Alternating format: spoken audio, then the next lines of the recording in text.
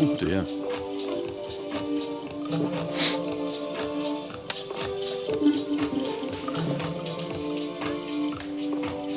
One, two, one, two.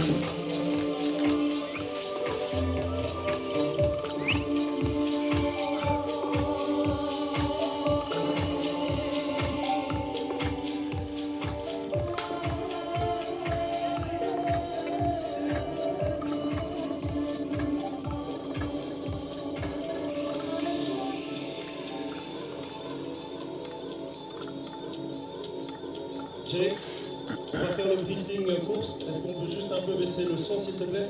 Merci beaucoup. Et bienvenue à tous les spectateurs qui nous rejoignent maintenant à The Flow. Vous avez choisi le bon endroit. C'est là qu'il faut être aussi. Enfin, là maintenant, et puis après il faudra monter, puis il faudra descendre, puis il faudra remonter. Chaud, hein? Ou alors vous restez là tout le temps. Et puis vous suivez la course sur les réseaux sociaux. Ça fonctionne aussi.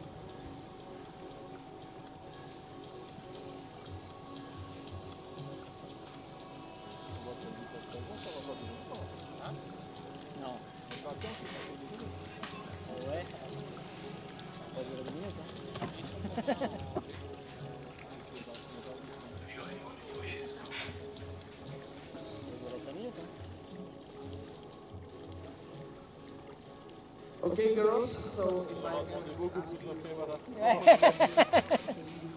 En rapport, ouais, c'est pas rentable. we start in a few minutes. So, as you mentioned, we start with a dive-in from the pier. Here, it's Ma. We will invite you to the start by names from the first one to number one. And you can choose your position between two extra totems, pillars. And you stay on your place, like break for the race, and you jump like straight into the water. And the first boy is just this one, you see, the orange one. You don't care about the Red Bull boys. We're talking only about the orange Zos boys. First one on the left shoulder, you just turn left and do exactly the same you got yours there. loop as you did yesterday, but shorter. It's just one loop, 400 meters. So you go to this point, left, loop, and you come. Oh yeah, we hear the briefing. Yeah.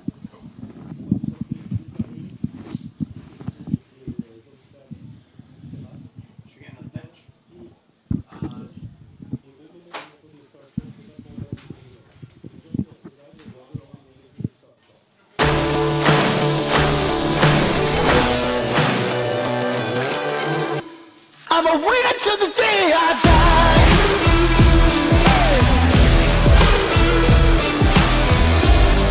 I'm a winner till the day I die. I'm a winner till the day I die.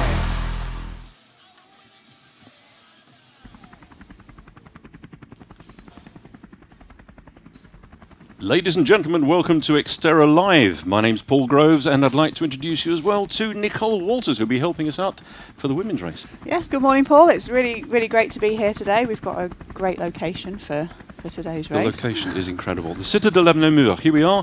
It goes back to the medieval times, and if you ever come to the city, you've got to walk up there, because the walk takes you right the way from the base of the city up to the top of the citadel. The views are breathtaking, but it gives you an indication of what the athletes did yesterday and what they'll be doing again today. Yeah, so we've got a really exciting short track race today coming up. The athletes will all be getting themselves ready now down at down at the swim start. Which is just to the left-hand side there of the bridge. And these are our race favourites, I believe. Yeah, so we've got Solène Berouin racing. She's our reigning world champion. Elise Pates, who's currently sitting at the top of the World Cup rankings. We've got Sandra Meerhofer, Luan de Vusson, who won yesterday's race. She's now the European champion, and also Marta Mendito. So all these ladies are going to be really looking to gain some valuable points towards the World Cup standings. And prize money. But I think we've got some interviews coming up in Why just a second. I enjoy short track so much. It's actually really, really fun just having so much crowd support surrounding the whole of the race. And that's really different to the full course because we're often disappearing out into the forest for, several hours at a time. So that's the main thing I really love about it. Short track racing approach is pretty much full gas the whole time. There's no areas where you can slow down. That comes to every corner on the swim, every corner on the ride and on the run as well. Here in Namur, it'll be super exciting on the stairs, I think. There's probably going to be some speed differences going down the stairs and around the corners and everything like that. So yeah, I'm looking forward to it. Yeah, the live streaming is an amazing addition to the XTERRA portfolio, I think, especially in the short track, just because it's so fast, perfect to tune in for 30, 40 minutes.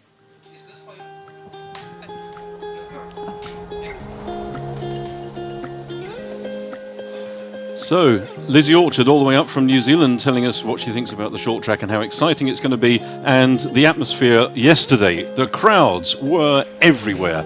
And the noise, for those athletes who don't normally race in Europe, coming here, they said they couldn't believe how much noise was being generated. City of Namur, fantastic place to come, fantastic place to race, and we're going to be seeing a little bit about the course in just a few seconds. So it is a really iconic location for a race, seeing all the drone shots that we're seeing now. It's a fantastic climb that the athletes start with on the race, up the cobbles of the citadel. But no, it's really beautiful race location. And they're swimming in the Meuse, or the Maas, and there's another river there, the Sambre. To the right is the Sambre, to the left is the Meuse. Very important area. Nan, here we are down at the swim start. Oh, look at that. Water is so still. You swam in the water. It's now coming up to 23 degrees, yeah. So it's non-wetsuit swim for all of the athletes. It feels like a nice temperature to swim in. So no, it'll be a really, really fast start today. So they'll be making sure that they're well warmed up and ready to sort of really push off the start line. But these athletes yesterday, they raced in the full distance, which was 1,500 metres, then about 40k, then about 10k. And they're now going to do exactly the same in about with 15 hours of rest. Mm-hmm. This is our lineup for the women. We've got, was it 19 or is it 20? 19, I hope our stats are right. We've got 19 on the start list. And they all raced yesterday. Some of them, number 19 there, Beatriz Ferreira from Portugal, she actually carried her bike for the last few kilometres, having smashed the wheel. Mm-hmm. But she was so determined to finish so that she could qualify for the short track. Yeah, I mean, all these athletes are going to be feeling a little bit tired from yesterday's race. There's no way you can't put in a race effort like that and not be feeling it. But it's the same for everybody. They'll all be going out there giving it their best. So we've got warm conditions again today as well. So managing their hydration will be important. We saw some of the elite yesterday with camelbacks on. Obviously, for a short track, you're not going to do that. No, not for today. But for any cyclist out there who like the really difficult terrain, the climbs yesterday were hitting 20%, and we're repeating that again today. The run has some 20% climbs on it. In the past, the course here has been quite wet, but we've been very lucky to have so much. We have. We've been treated to some really dry, sunny weather this weekend. The trails are running really fast, so we're going to see a fast race. And the fast race, we'll see these are the first 10 with, as you can see, the names there. The points represent points that they've collected so far in the World Cup rankings. Yes, so this is the second short track that we're seeing of this year. Reigning world triathlon world champion from Italy.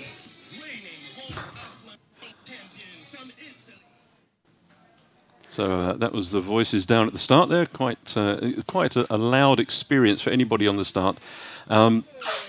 the World Cup series, this has been something that XTERRA has introduced to really present this racing format around the world. And we started off in Taiwan, then we moved off to America. Yes, to Oak Mountain, and the World Cup's been really great because it means that we get all of the best athletes at all of these races. I think as well, now that we've moved past the COVID period, athletes are much more able to travel, and we're seeing now the mix of New Zealand, America, Canada, coming across to Europe. In fact, the experience many of them had by coming to Molveno last year, because don't forget, these events all give an opportunity not just to the elite, but also to the age groupers to get that ticket to possibly get to the World Championships. And they were so delighted about what they experienced in Molveno last year, bringing the families, getting to see a really beautiful location. And many of them decided they'd stay on and explore Italy and the neighbouring countries, making a real family trip out of it. And for some, they said it was the first time they'd seen their husbands, wives, brothers, sisters, etc. at the World Championships. So that's the direction we're heading, Molveno. Yes. But the direction these women will be swimming is going to take them around a 400-metre course. And it's one lap. It's not. It there's is. no So getting they've out got halfway. a one-lap 400-metre course for the swim. They're then going to head out onto the bike. They've got 7.3 kilometres in total. And then they're going to be following that up with a 2.6 kilometre run. But the bike is not. They're not coming back down onto the lower levels, are they? They're going up to the Citadel. They've got a long, tough climb to get them back up to the top of the Citadel. So that's about 140 metres of elevation, and it is a really steep, loose climb. So it's really going to push these athletes out of the swim. And it looks like we're all getting ready for the start now. Yeah, the water temperature 22.5 there, so it's going to be warm. There's not going to be a question of them having to warm up on the bike, because this water temperature is really quite tolerable just for a 400-metre swim. Then the climb is it's on the road initially to bring them around back into the start of the climb. Yes, and then they cut into a single track climb that brings them all the way almost up to the Citadel. When you say a single track, is there any opportunity on that track to overtake? I think it's wide enough to get around if they need to.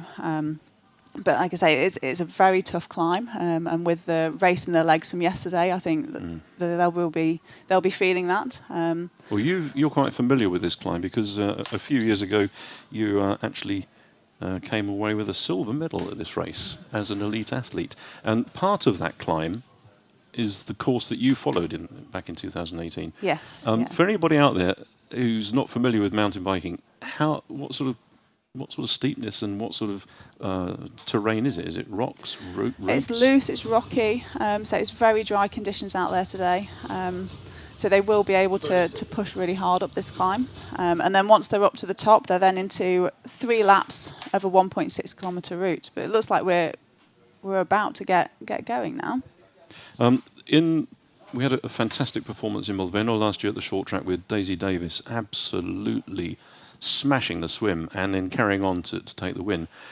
She had a great swim yesterday. Unfortunately, she's really suffering after that, so she's not racing today. But there's a young athlete that I think you spotted. Yes, Maisie Aubrey. I believe she will probably lead out the swim today, and we're off. That's it. 2023 Belgium short track on the way. Yeah, a bit of a close bunch there as they head out towards the first buoy. One of the advantages of the short track being invitation only is that you can reduce the size of the pack, so it's not so dangerous. If this was a standard 75, 70 athletes, that would be far too intense. No, I mean, this will be really close racing in the swim. It's only 400 metres that they've got to get round, and a couple of hundred metres to this first buoy, so they'll still all be very close together and to get around this buoy. But I think we might start to see. Well, if there's an orange swim Maisie cap, it could well be Maisie wearing the orange swim cap. The gold cap is being worn by Alizé Patiers from France. But the orange cap is there. Look at that. And as we predicted, number 14, Maisie. So I think Sandra Mehrhofer had a very good swim yesterday. So I think she will probably be fairly close to the front as well. Yeah, she's wearing the white cap with number 6 on it. And it's a great idea having the caps, because In wetsuits, it's incredibly difficult. Unless you can recognise the swim style, you have a bit of a problem. Oops, there was a little bit of a twitch there. All keen to get off the start line. Yeah, I think they'll be looking at that, but...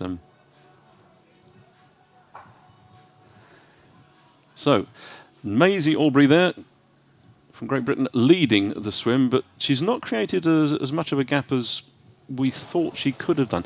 Yesterday, she was the second elite woman out of the water, wasn't she? Yeah. Oh, look at that. Yes. So we got there Emma de Creux from France, or Ducreux, sorry, swimming stroke for stroke. And look at that, lovely strokes. Yes. Look at the work that's being done underwater there.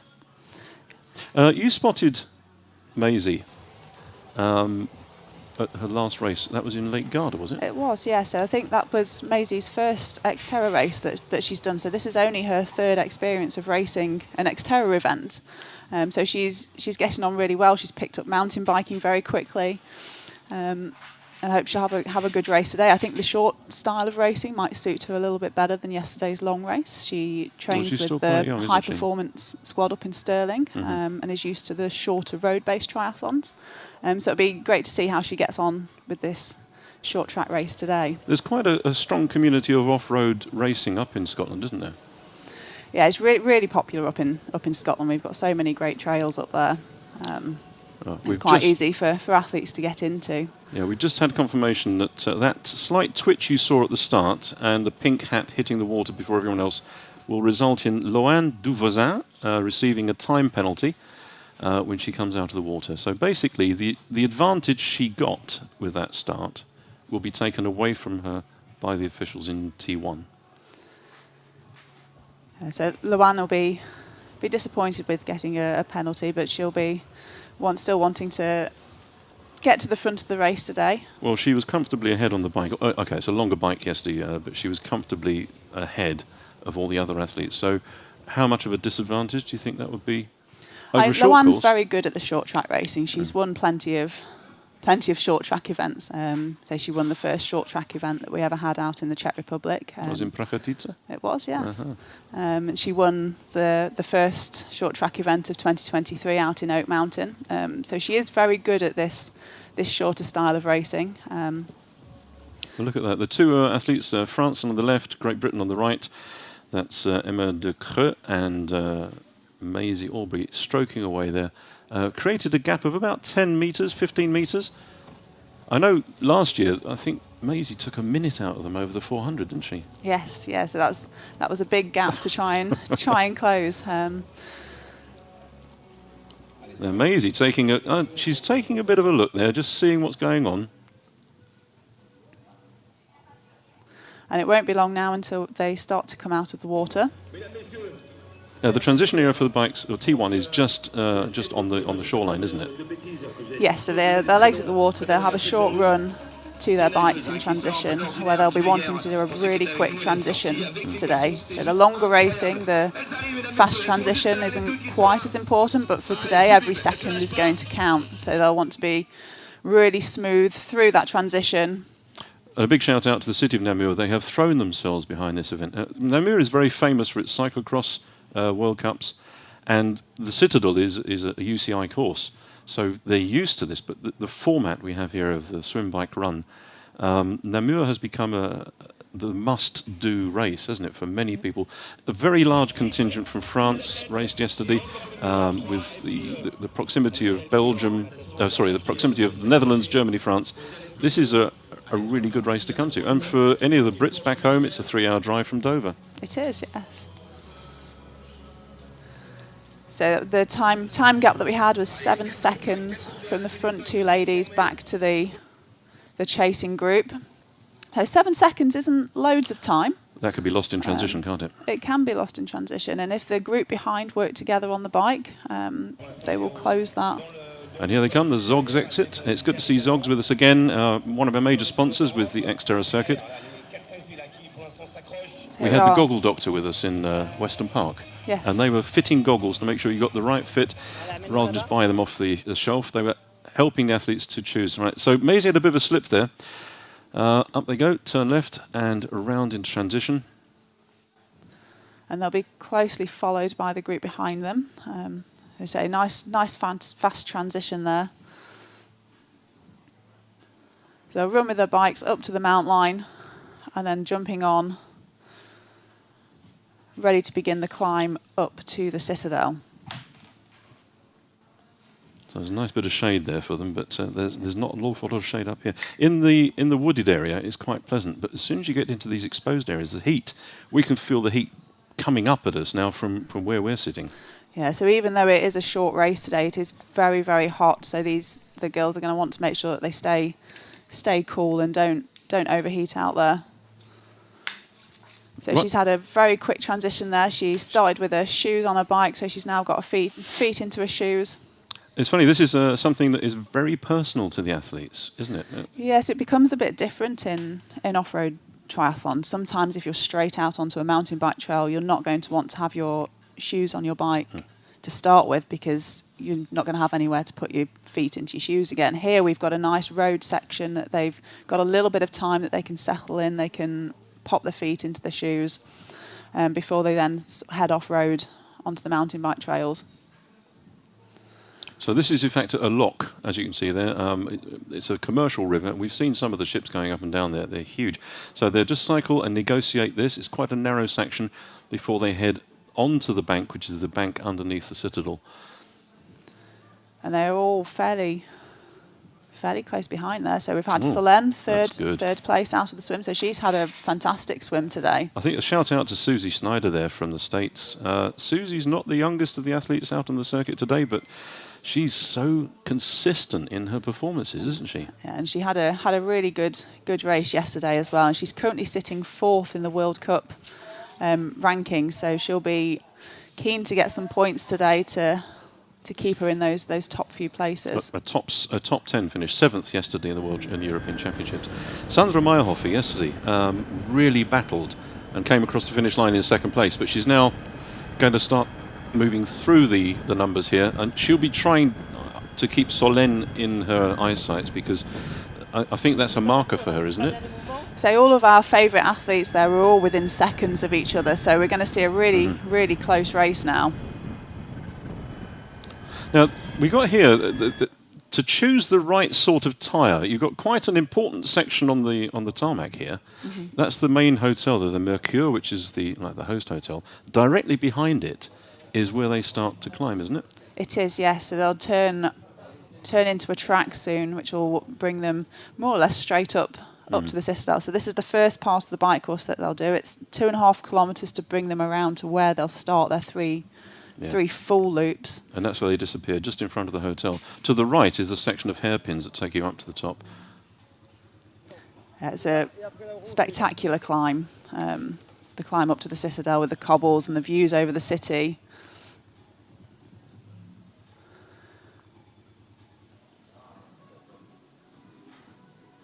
So the choice of tyres, I mean, this is what I find it must be a difficult, for me as I don't know enough about mountain biking to really make a comment, but you're trying to race hard on a tarmac surface, and then you're going to translate that same desire for speed off-road with dust, rocks, tree roots.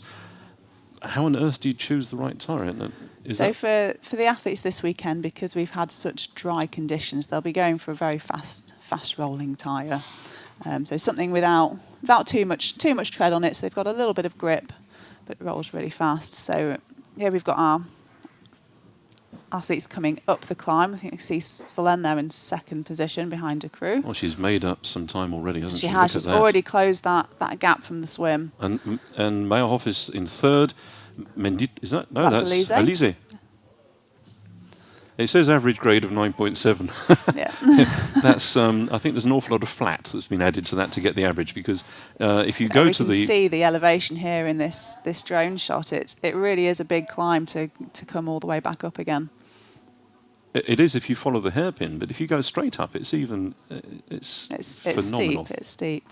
Well, we took the time last night to go and walk the bike course, and there's a couple of sections in there which are not just tracks, but they're switchbacks.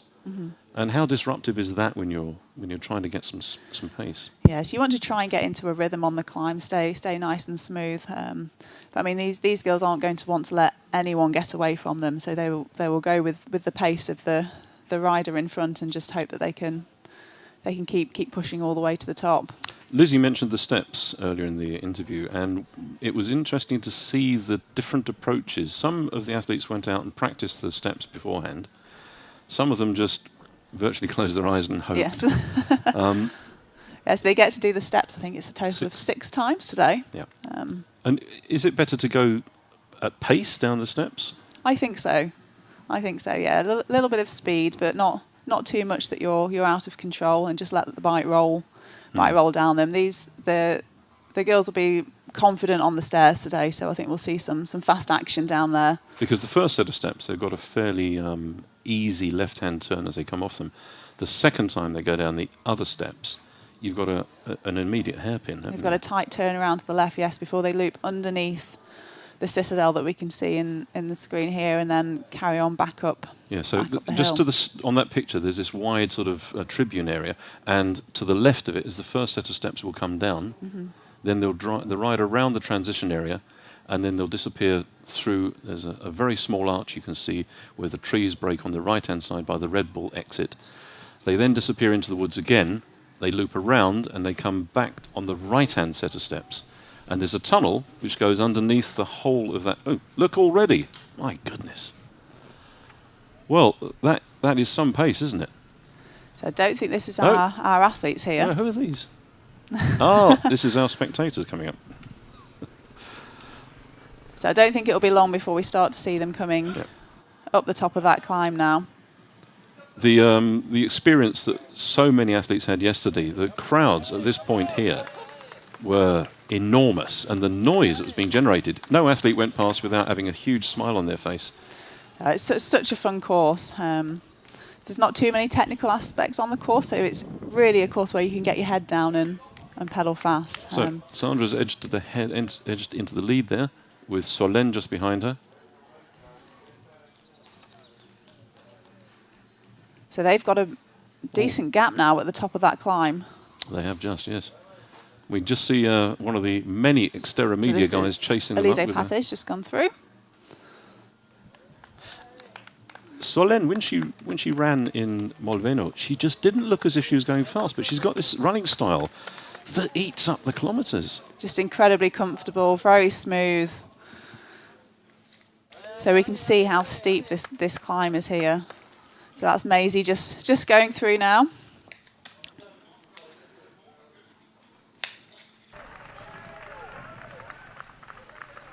So they're all just making their way up to the top of the climb. And we can see Sandra and Solène now making their way. Yeah, because there's no easing up, is there? When they get to the top of this climb, there's a very brief section of about 40 metres. Yes, they're not finished climbing yet. They've still got a bit more to do before they then loop back around to drop down the steps of the citadel. And so it'll be interesting to see if Sandra and Solène work together now to put a gap into the rest of the field. And the thing is, they're fairly well matched together on the run. So it's not as if one is thinking, I'm not going to sacrifice myself because the other's going to get away. The pair of them, you could toss a coin virtually for the final run of 2.6k. Yes. That's quite a distance they've set up already. It'll be interesting to see just where Loane has managed to get to after that time penalty she served in T1. So 15 seconds isn't loads of time, but when the race is so short and the race is won within seconds, sometimes it can make a big difference. So she'll be wanting to make that time back as quickly as she can. So she was very confident leading into today's race. Well, if we look at the winning time for the first of our short tracks in Oak Mountain, Loane won the race in 38:30, and Alizé Patiez was 38:44, so that was just 14 seconds. Mm-hmm.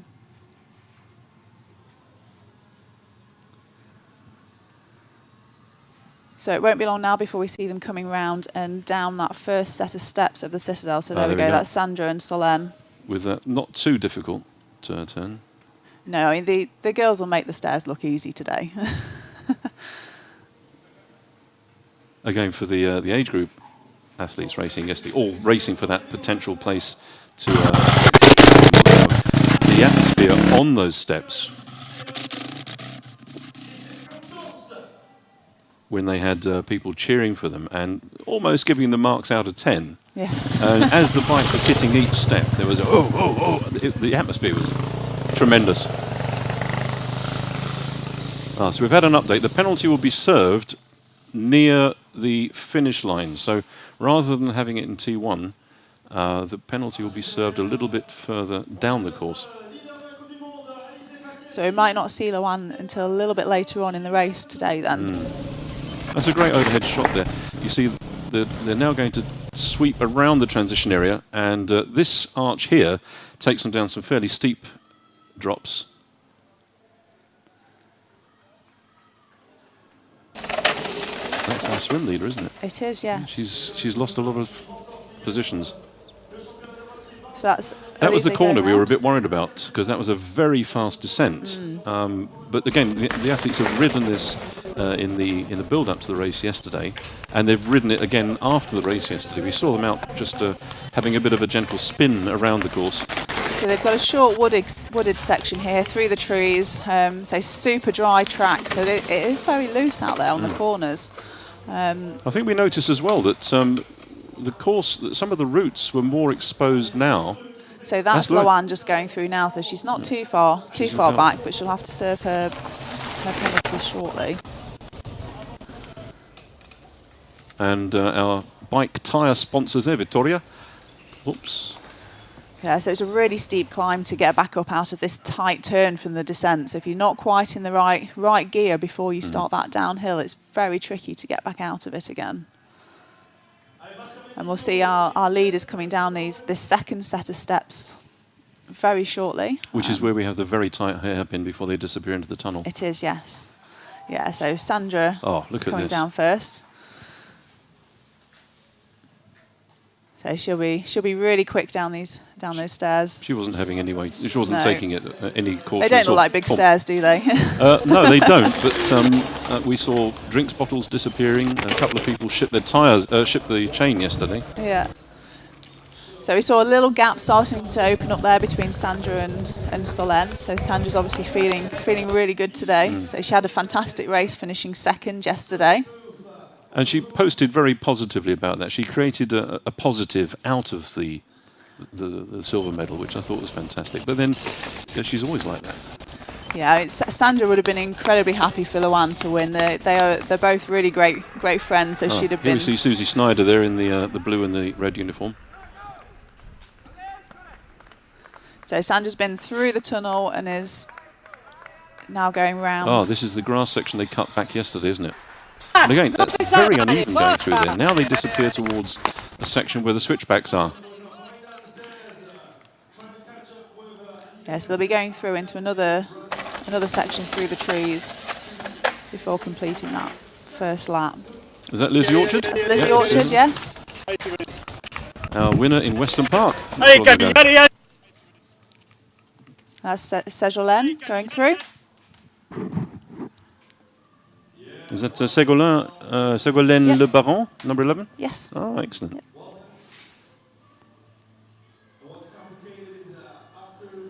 Yes, this is Beatriz Ferreira, the athlete who broke her wheel yesterday.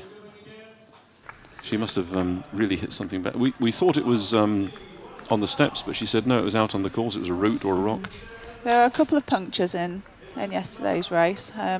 So when you get the dry conditions, the dirt digs out from between the roots and the rocks. So the more wheels that go over it, the more the roots start to come out in the course. So.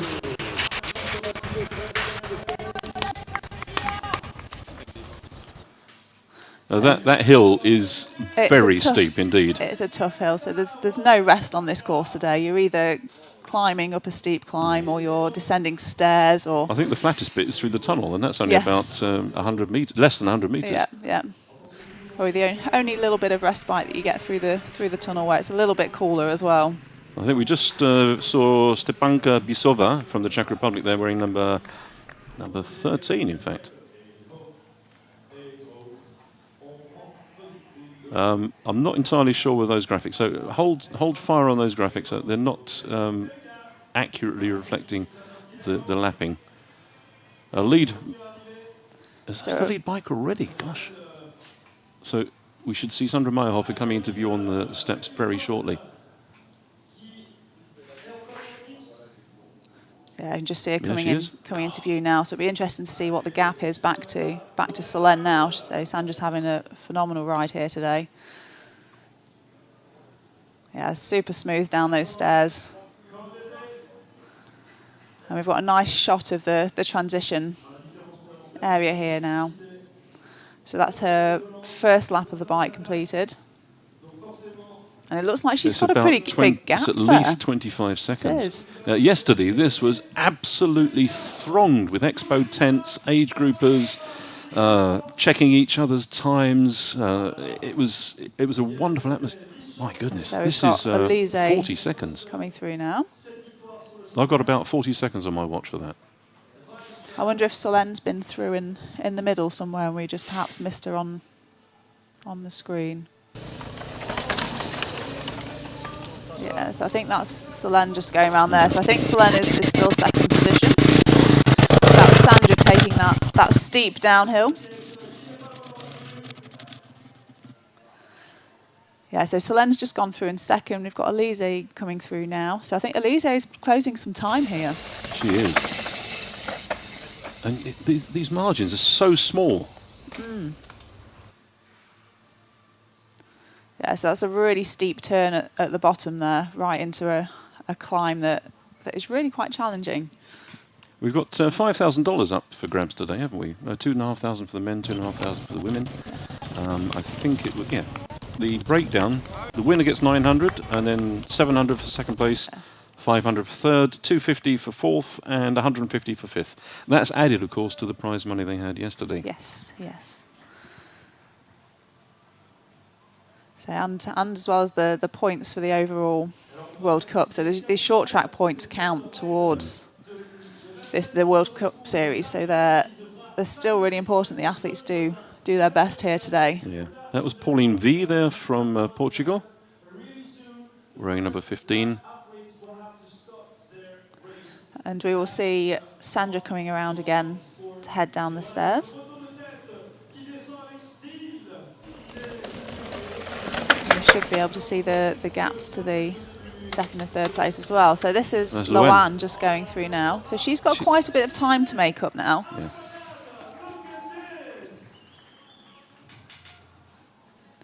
And Sandra going. And don't forget, Sandra Meyerhofer, she's not just somebody who races XTERRA. She's somebody who is a world and European champion winter triathlete. So run, mountain bike and ski.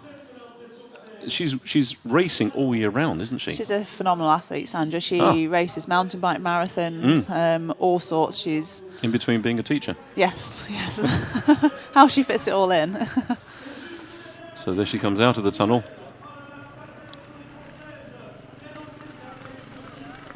And again, this climb over the bridge is not an easy one at all. No. It's again disruptive.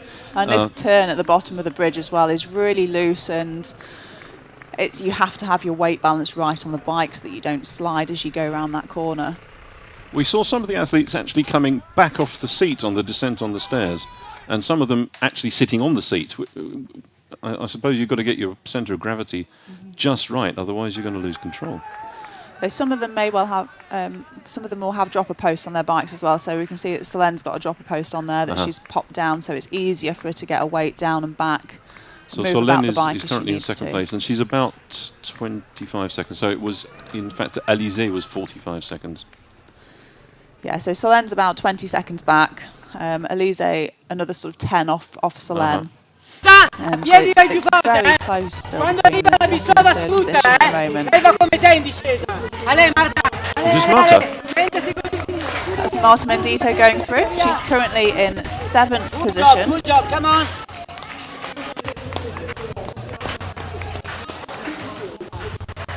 So Marta will be making her way forwards. And the course design here, it was Nicolas Lebrun, who is a bit of a legend when it comes to XTERRA racing. has spent so much time on the short track in Oak Mountain. That's all his own work. And the short track here, making sure it's the most raceable, safe track you can imagine. No crossovers, the flow is perfect, and it takes hours and hours of walking and visualizing. And we've got a great track for the athletes to race on today. A challenging course as well. It will really test them after yesterday's race. So we can see how tough this climb is. So it'll be 4 times in total that they ride this short, steep section here.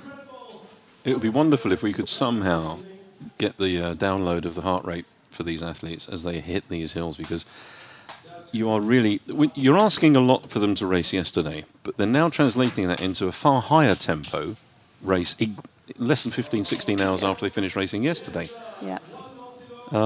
We've talked, the mainstream media will talk about superhumans doing triathlon. Well, I think this is taking it to an entirely new level, isn't it? And Sandra Meyerhofer is taking this race to an entirely new level. She is. She's way out ahead at the moment. So 30 seconds ahead. She is going to be tough to catch now. Well, her run pace at the moment, I think, is, barring any technical problem. In fact, she's beginning to lap some of the athletes as well, isn't she? Yeah, so I don't like to call a race this early, but she's got a big lead. Yes, she has. In this format, will athletes who are lapped be allowed to continue? It's not as if there's that many athletes out on the course.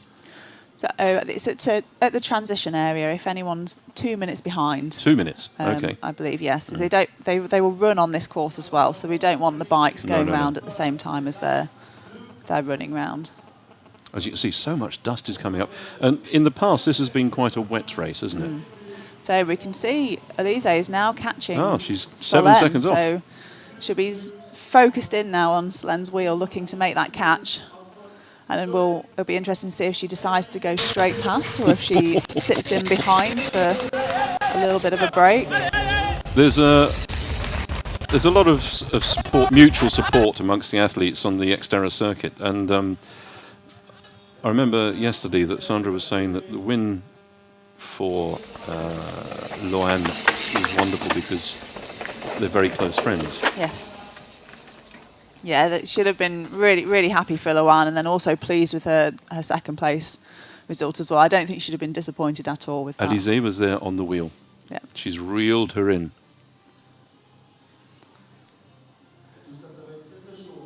Yeah, again, fantastic overview. There's a big hotel just behind the stadium, isn't there? There is. It's a very nice looking hotel.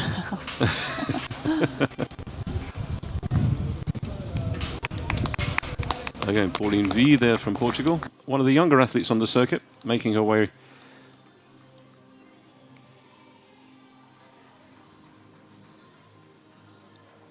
It's lovely. There's so much happening all the time. Because of this, the twisting, turning nature of the course, designed by Nico, you've got something happening all the time. So, Loan, thumb up there for the supporters. She's going to... Do you think she's aware of the penalty and she's going to be putting an extra bit of gas on the bike so she's got a bit of a breather for the penalty in the run? No, I think she'll take it now. She's in 4th place with quite a distance behind her and the leaders. So the podium, I don't think, is achievable for her. Susie Snyder there, 6th place. Again, for an athlete of her age, she is incredibly powerful over the full distance, and she's showing once again on the short track that she can translate that into good performances. Yeah, she's really consistent with her racing, and that comes with experience. Yeah. Those who raced at Weston Park, it wasn't as technical or hilly as this, of course not. But everyone said it was tough. Even the elite was saying that was not an easy course. The grass, the meadows, the woods, it was quite a challenge. It was, of course, a big media thing because of Alistair Brownlee racing. Yeah, it's great to have him along. Yeah, so many people say, I can't believe it. I stood on a podium or I stood on the swim start with him. Yes. Max Chanet is racing later on this afternoon, later on for the short track, and he came second to Alistair at that race and was buzzing. So we're just getting some time splits through now. So it looks like Elise is 44 seconds behind Sandra. So Sandra is putting time. She's building and building Into the second and third position. So Elise has pulled ahead, but Solène is not going to... no, she's not going to let her go, is she? So really close between these two girls now. So they're just heading down into that wooded section. Oh, no, that's... I believe that's Stefano, isn't it? Keeping an eye on the course, making sure nothing is going to go wrong with it. Yeah. Stefano, one of the main Italian off-road coaches.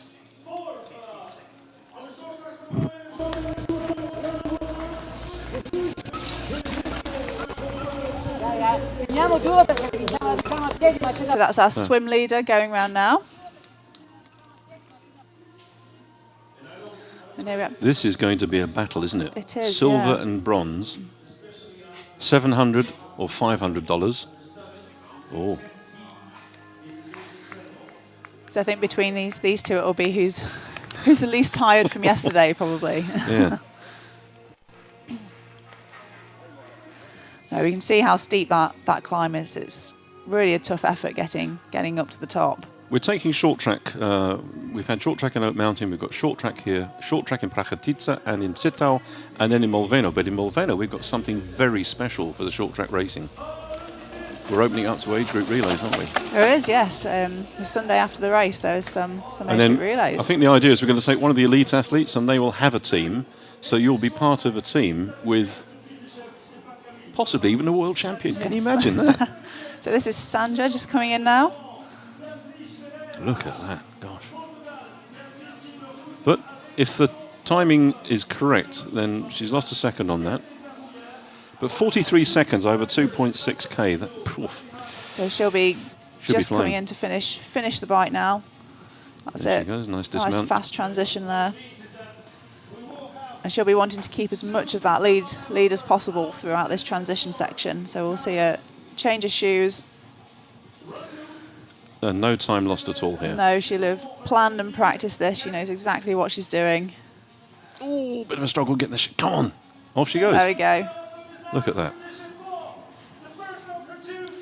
So first athlete out onto the run, Sandra Mehrhofer. She's got a really good gap here. So with only a 2.6 kilometre run, they've got 2 laps to do. It's a big amount of time for anyone to be able to catch back up. So here's Here second comes, and third place coming in now. Elise and Solène. So we're going to have a really close battle for second and third, I think. It's nice, the design of that. Just it's virtually a straight line to the racking. Yes, yeah. As you can see, we're a bit more relaxed here. We don't have to have boxes with numbers on them. It's just make sure you're tidy. Yeah. And it's a lot easier, isn't it? Yes, that was really fast from Solène there. Really fast. Our world champion. And she'll be wanting to put in a good run split here today.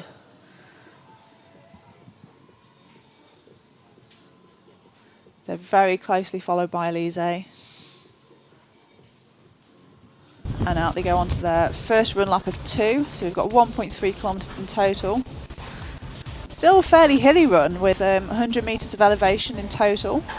That's going to hurt. It's going to hurt it. It's going to hurt anyone. But at this pace, on top of yesterday's racing, it's a very big ask.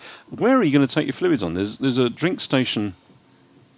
They probably won't be taking much on board during the race. If they've got water to them, they'll probably be using it to keep themselves cool. Again, side by side.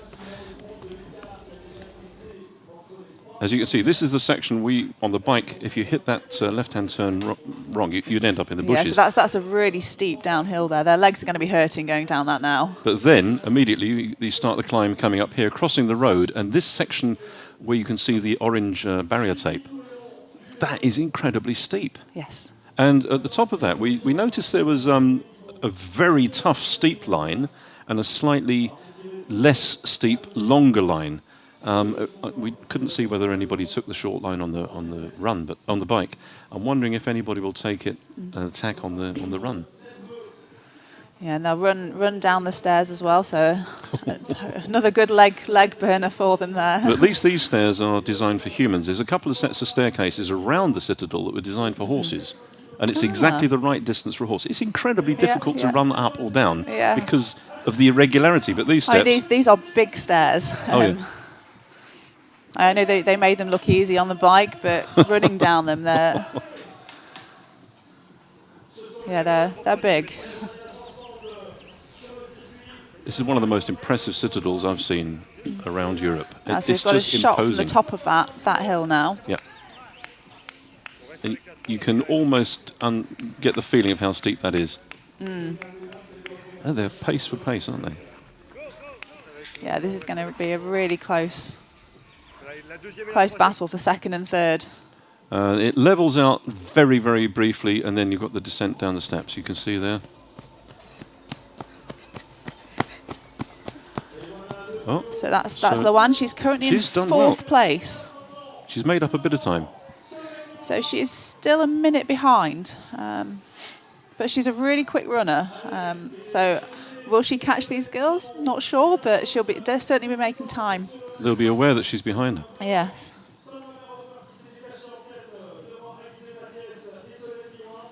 And then when they come around on the run course, they actually run up into the stadium, onto those tribunes, don't they? Yeah, so our leader Sandra. She'll be able to hear in the background, we can hear Chun, the race commentator. She's attuned to his voice, and she'll be hearing from him the splits, as well as from her coach.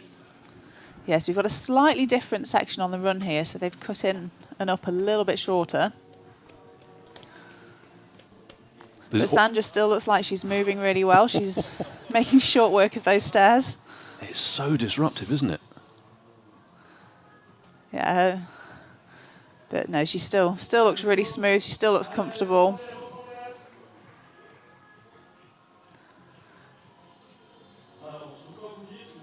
We've just got some athletes coming in, finishing off that bike section, ready to head out onto the run. Well, hopefully that will mean that, in fact, if that's the last athlete out there, we might just be lucky enough to not have anybody taken off the run course.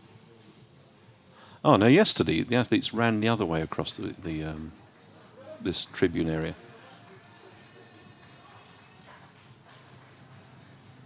Again, more leg-jarring descents. Yeah, I wonder if she's aware of the gap that she's got to the... Oh, she'll be able to see, I think. Athletes. So that's Sandra coming round just to finish off that first lap of the run. And now she's going to go underneath the arch, descend again.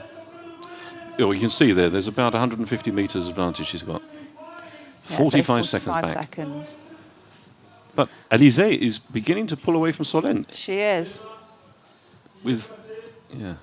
Again, she has a very economical running style, doesn't she?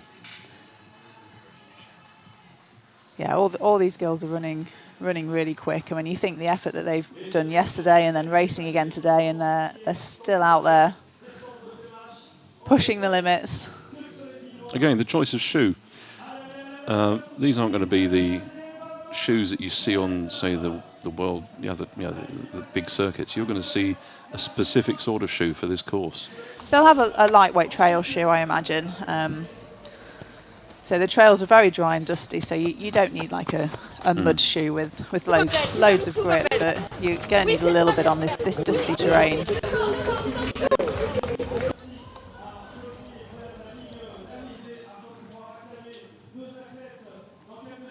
So it's a really tough run course, this, up and down stairs and... Let's have a look at the splits and see if they've... Marta Mendito currently not in the position she probably would want to be. So behind Beatrice. Beatrice is having a good race today. She is. After the disappointment of yesterday, carrying the bike for quite some time, but determined to finish. That's a good race from her. Yeah, so she's currently sitting in fifth position.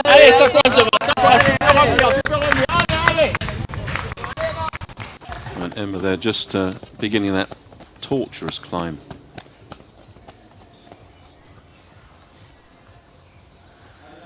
So we are nearing the end of today's race. It won't be long now before Sandra's running down those stairs for the final time. If you think there was some concern about the severity of this course, but then when a few of the athletes came out to ride it and test it, we realised that we had underestimated their ability and their strength, because on the clock now, Sandra Meyerhofer, she's shade under 40 minutes and she's got less than a kilometre to go. So we just saw Luan coming down the stairs there.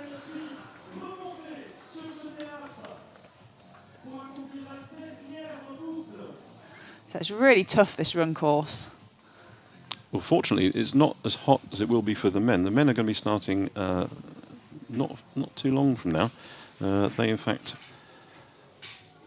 start at 12:10. So the sun will be a lot hotter, and there'll be the shade in the forest will be very welcome for them. But it gives them an extra bit of a chance to get in the shadows and to hydrate before the race. What a great view that is.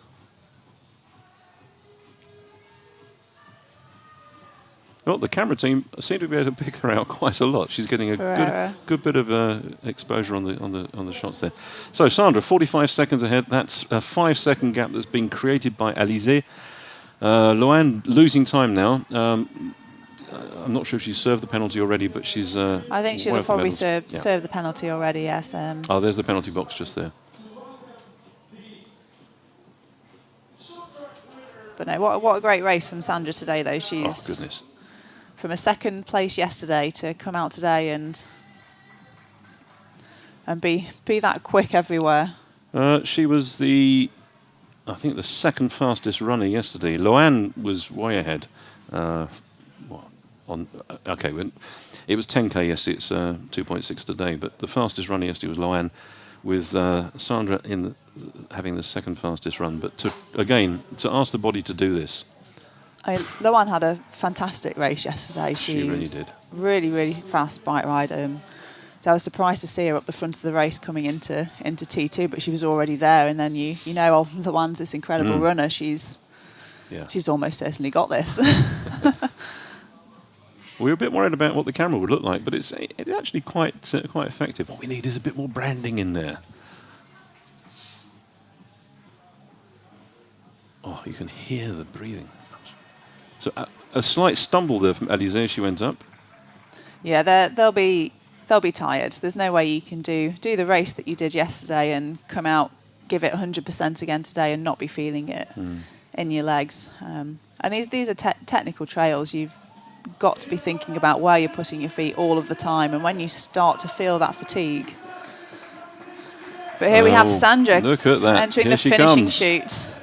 What a race. Well, she threw down the gauntlet, and she did. It was on the bike that she broke away, but then she established that lead on the bike, and there was no way she was going to be beaten on the run. Look at that. And she's so consistent as well. She is, yes. Race after race, she's on the podium. Can you imagine having a teacher who's a world champion it's pretty winter awesome, triathlon, isn't it? and then seeing her do this? Yeah. No, and when they go out awesome. for a run and they say, I'm a bit tired, she can turn around and say, you don't know what tired is. No. So Sandra Meyerhofer wins the short track. That's a $900 bonus to her after her second place yesterday. Pretty sure. Yep. So I think next we should see Alizé coming round. We've got Alizé coming into the finish. There she comes, Alizé Patiers. So our World Cup leader, she'll be pleased with her second place finish today, adding some valuable points to those series standings. And Solène, she was, if you look at the XTERRA Planet page, you follow all the stories. It's regularly updated. You'll hear place from her. She was a bit disappointed after Oak Mountain, but here she is, back in form and with a very well-deserved third. Oof. Yeah, and Solène will be wanting the points for the World Cup. But to all the age groupers out there as watching, and all the age groupers who are heading off to Molveno, if you've got your passport to Molveno, congratulations. If you're still focusing on getting that ticket to get to Molveno, we're looking forward to seeing you there. But we're equally looking forward to seeing you grab that opportunity for the age group relay short track, when you could be part of one of the best teams in the world, because you could be part of a team that's going to be led by a world champion.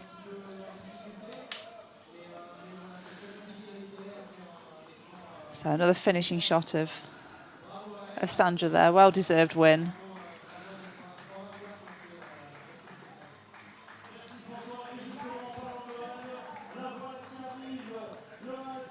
Loin du Voisin just about coming into shot down the steps, turning to her left, doubling back.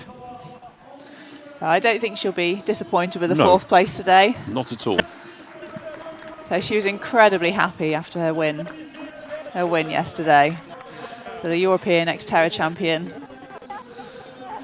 Loan de Vos on 4th position.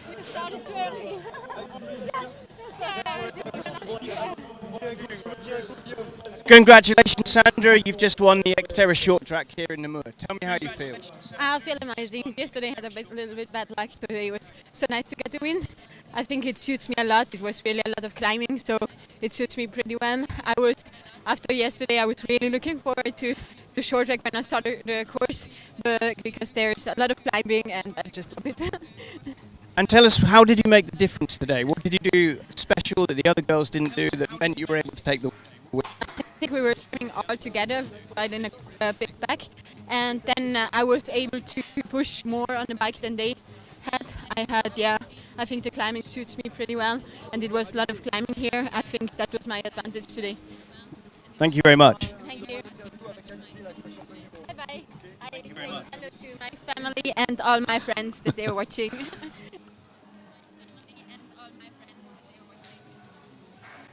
Always so positive, isn't What a she? lovely interview from Sandra. Landing. Well, I'm looking forward to now seeing the lower rankings, seeing how these athletes have performed. I think we're going to get a chance to hear from Alizé. Congratulations, Elise. Happy with that result today? Yeah, I'm very happy because I was a bit dead after the race yesterday, and I just did my best today. We saw you really attacking the technical sections today. Was that part of the plan? Yeah, because the bike was very long for the short track, very physical but technical too, so I tried to manage my technical part because I love it. So yeah, I tried to do it.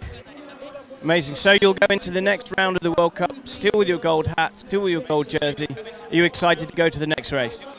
Yeah, I'm very excited to keep the golden jersey, and now it's time to training a bit, a little of recover, and I hope to be in shape in August.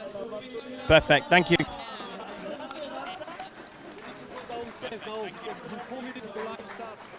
And the August Point race has will, of been course, be updated. Prachatice in the Czech Republic. Well, yeah. Marta Mendito finishing, I think, in 5th. And that was Beatriz Ferreira finishing in 4th. A great result for her. We are hopefully going to be hearing from Solène. Obviously trying to grab the athletes after a race like this. They want to recover, they want to get some fluids in, find some shade. Who's this coming home in 6th place? So, Ségolène. so we had Marta Medito finish in 6th place, and Ségolène just come through in 7th position. But no, Elise will be pleased with her race today, keeping that gold hat, keeping the momentum going. Again, the rankings are giving the gold hat and the gold cap.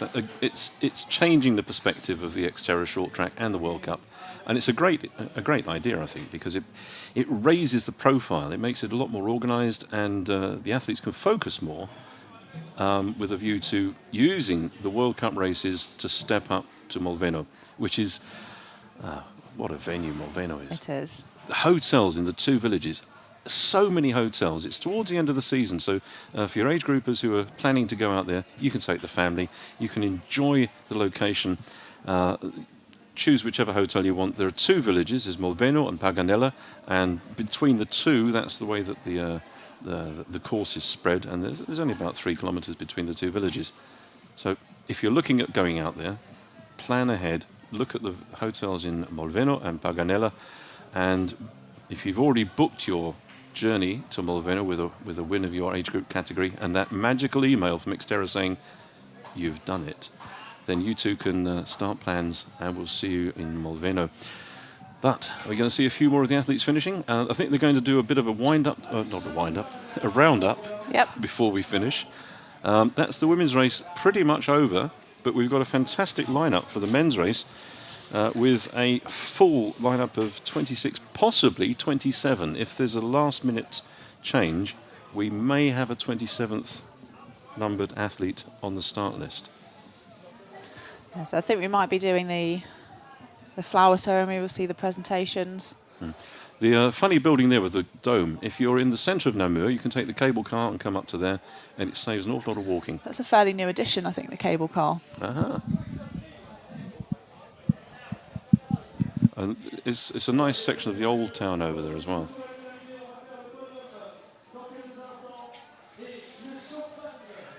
But this outcrop of rock, as an invading army, oh, we're going to go and take Namur. And you get to Namur and you think, crikey, what's that up there? So here's our finish positions for today. We had Sandra Meerhofer first place, Elise Pates in second, Solène Belouin in third, Loane de Vus fourth, Beatrice Ferreira in fifth, Marta Mendito sixth, Sejoline Lebaron in seventh, Stepanka Biskova in eighth, Susie Snyder in ninth, and Caroline Guay in 10th. Well, for Caroline, that's the second top 10 finish she's had in the short track. She was ninth in Oak Mountain, so that's good for her. So, third place? Presentations, yeah. So, podium for Solène. Oh. The champagne showers.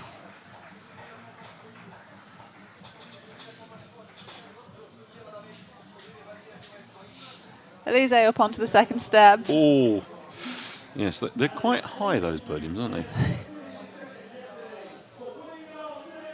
All the sponsors behind there. Once again, without the sponsors, we wouldn't be able to have these races. And it's great they get exposure, because all the photographs that will be sent around will have the photographs showing the sponsors.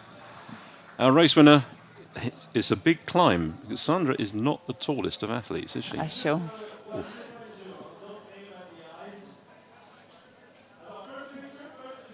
And so that's our second round of the XTERRA short track podium. Look at that. Sandra, Elise, and Solène.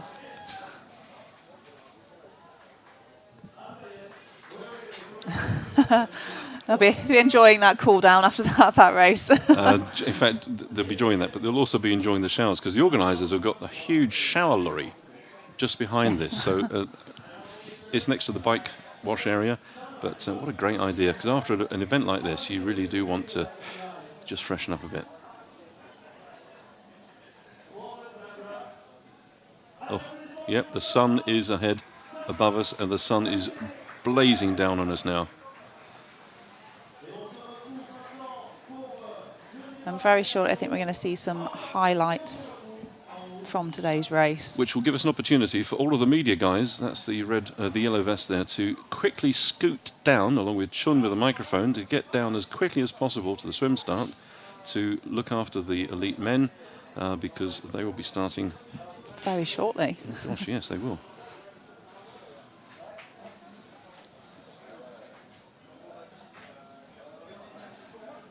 But no, what a great race we've seen today, though. Very close racing at the front of that field. It was incredibly intense yesterday, but watching this again today at the same venue, but having had the chance to explore the course, we did that last night, and it gave us an understanding of how incredibly tough the racing was yesterday. But to watch this performance today, it's just, I said earlier, it's taking swim, bike, run to an exceptionally high level. It is, yeah. So, and for Sandra to win by such a margin as well, we don't usually see time gaps quite that big in the short track. Not on the short track. For example, yes, in Oak Mountain it was a question of 14 seconds. You know, really close racing from all the girls. So xterraplanet.com, that's the place to go. You'll find all the information you want. And tell your friends and family, if they aren't watching at the moment, tell them to log on and to watch us. It's being broadcast on TV. If you don't have a TV near you, you can log on to the XTERRA Planet website, and the direct links are there. Try and avoid some of the links that go up on social media because it's just spam. Only follow the ones from XTERRA Planet or from XTERRA Belgium. That's your ranking now. Important this is, isn't it? It is, yes. This is our World Cup Series standings. So Elise holding on to that all-important gold swim cap at the top of the rankings. Lauren will be pleased to be sat there in second position. So Marta's done some really consistent racing to be chipping away. ranked She's up not in had the that best of seasons. third position. So she's she's had some good results this year so far, which sees her into that third spot. But Susie Snyder in fourth, again really consistent with her races. I think Susie's enjoying the fact that travel is now a little bit more open for her. Having spent quite a long time not able to travel out of the States, there she is. So, are we winding up now to get some highlights? I think we're going to finish off with some highlights, and that will give us a very short break and give you a very short break, because don't forget, we've got the elite men coming up, and we've got over 26, possibly 27 athletes in the elite men, and that will be starting at 12:10.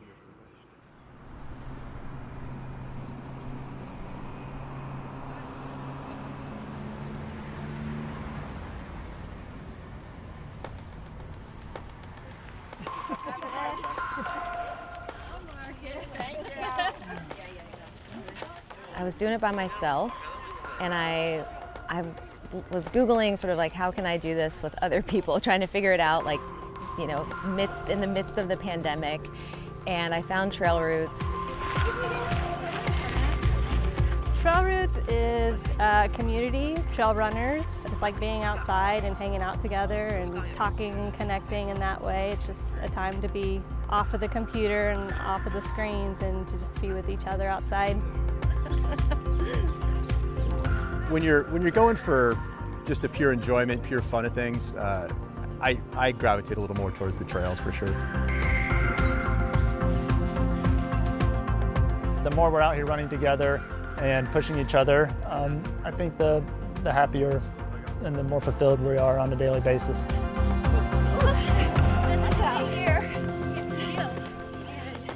I wasn't really living a super healthy lifestyle. I smoked, I drank a ton, just wasn't a very healthy person. So when I decided to kind of stop and quit doing all that and get healthier, running was just something that I kind of naturally gravitated to, and became part of Trail Roots, and just, you know, took a deep dive, and here I am, drink the water, and here I am.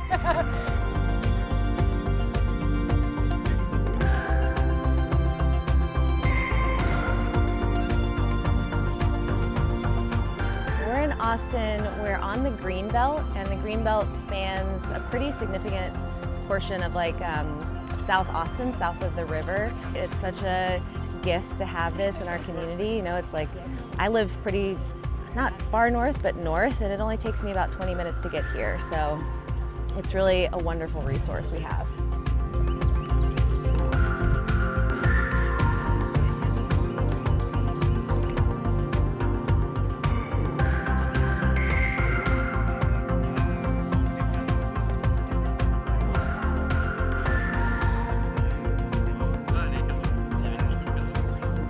I feel like it's a family. It's a family of people that are really sort of this gravitate towards this love of trail and love of the outdoors, and just, you know, very personal. I really haven't found a group like that anywhere, and honestly in the world, much less in this town. So.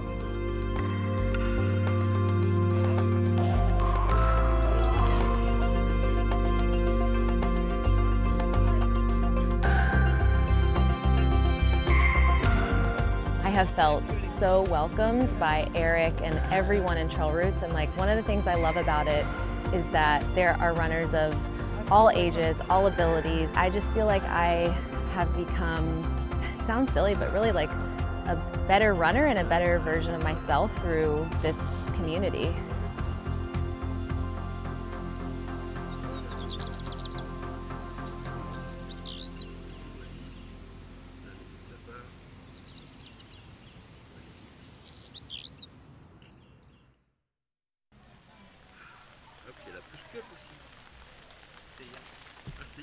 C'était hier et aujourd'hui? Ah, ok. C'était hier et aujourd'hui. Tu vois pas qu'il doit être là-bas? Ouais, et c'est Tim qui fait le c'est genre toute route. Ouais, mais c'est haché. J'ai appris qu'au beach ils ont cramé une ligne d'écran LED. Les Américains sont doigts, ils ont versé. Like I said, I've been in Taiwan for 12 years, and I did not know that there was a place like this, and this you know, this traditional and in such a beautiful place.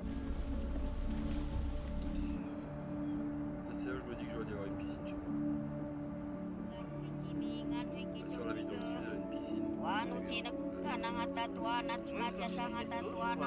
There's not much city life, you know, not much technology. The way that you entertain yourself is by the simple things in life, you know, eating the good food and spending time with the people that you love, and being outside. And I really enjoyed that part of being here this time.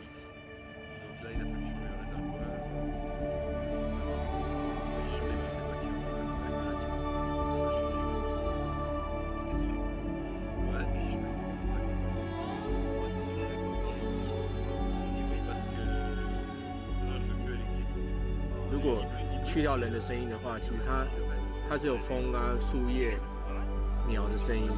那坐下来体验空气的流动啊，然后就是光线的移动啊，这是一个很好的体验，就是在我旅程当中蛮少见的地方。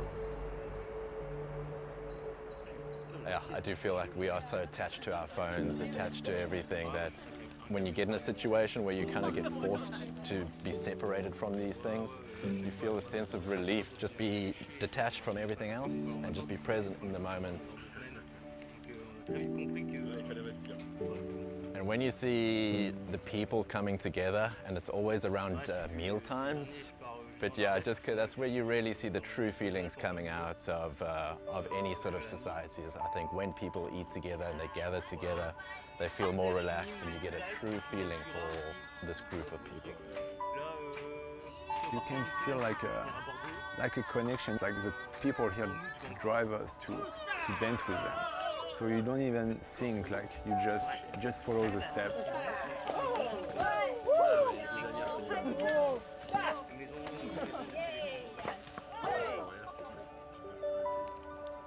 他们面对我们来到这个地方，然后来这里这样子生活，那他们希望把最好的给我们。我觉得这个是除了文化、除了历史这些，我们可以从他们告诉我们里面去得知之外，是我感受到人跟人之间的那种情感的连接。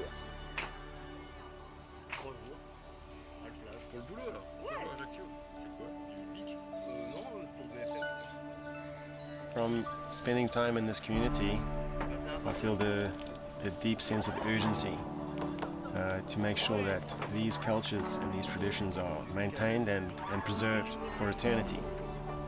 Even though the cultures are very different, and we experienced here that they, within a very short space of time, they felt as welcome as a family member. And I just hope that everybody else that comes here can not just come here as a tourist, come here and actually take something home and have a good message to spread.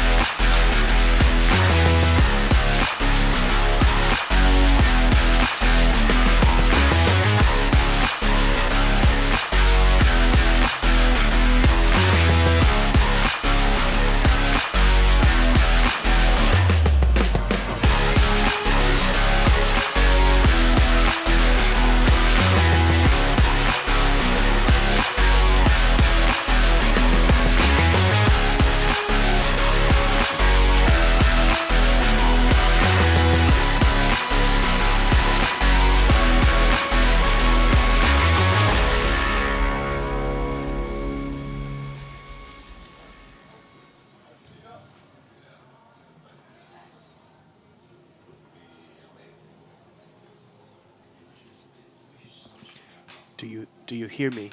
Yes. Can you hear me? I cannot hear myself. Hello. Hello.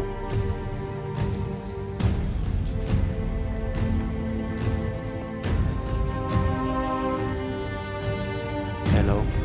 Hello.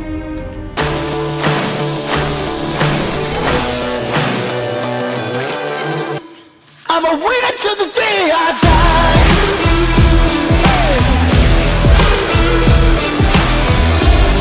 I'm a winner till the day I die. I'm a winner till the day I die.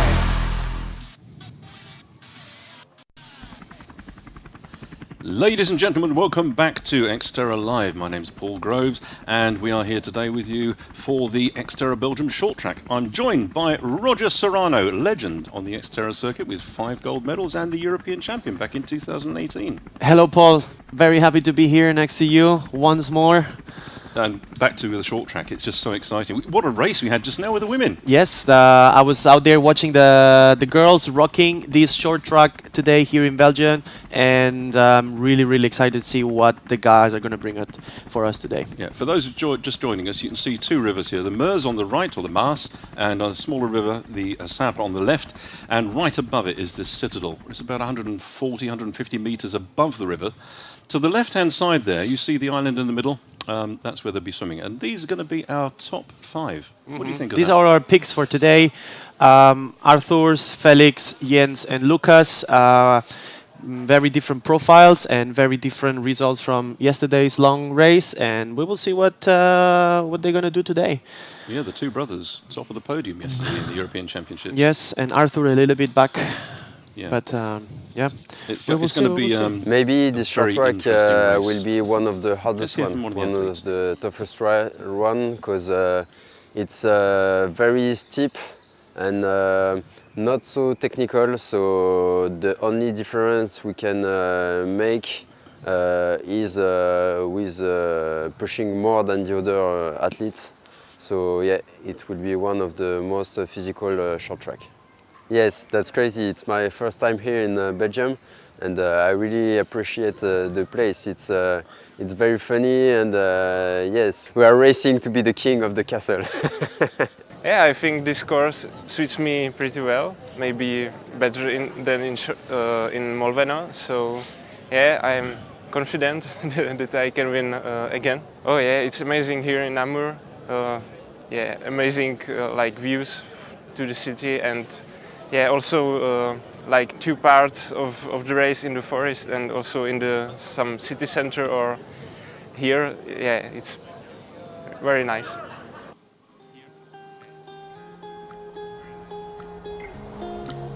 So that was from Arthur Forissier from France and Lucas Kocha from the Czech Republic. Lucas came 7th yesterday, Arthur 2nd. Namur, what a wonderful place this is. Big city, medieval city, and the site of a UCI cyclocross course. Yes. But they've thrown themselves into supporting XTERRA, and it's a race that has been established here for a good many years now. I think about 6 or 7 years.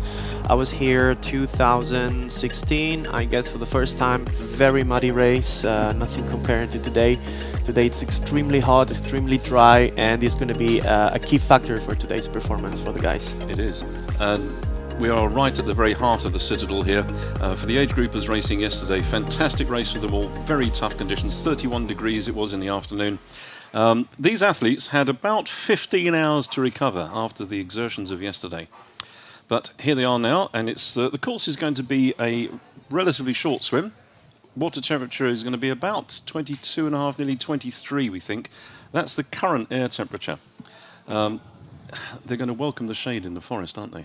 Yes, as I said before, today the heat is going to be a key factor for the race, because the race demands a really strong pace from the beginning.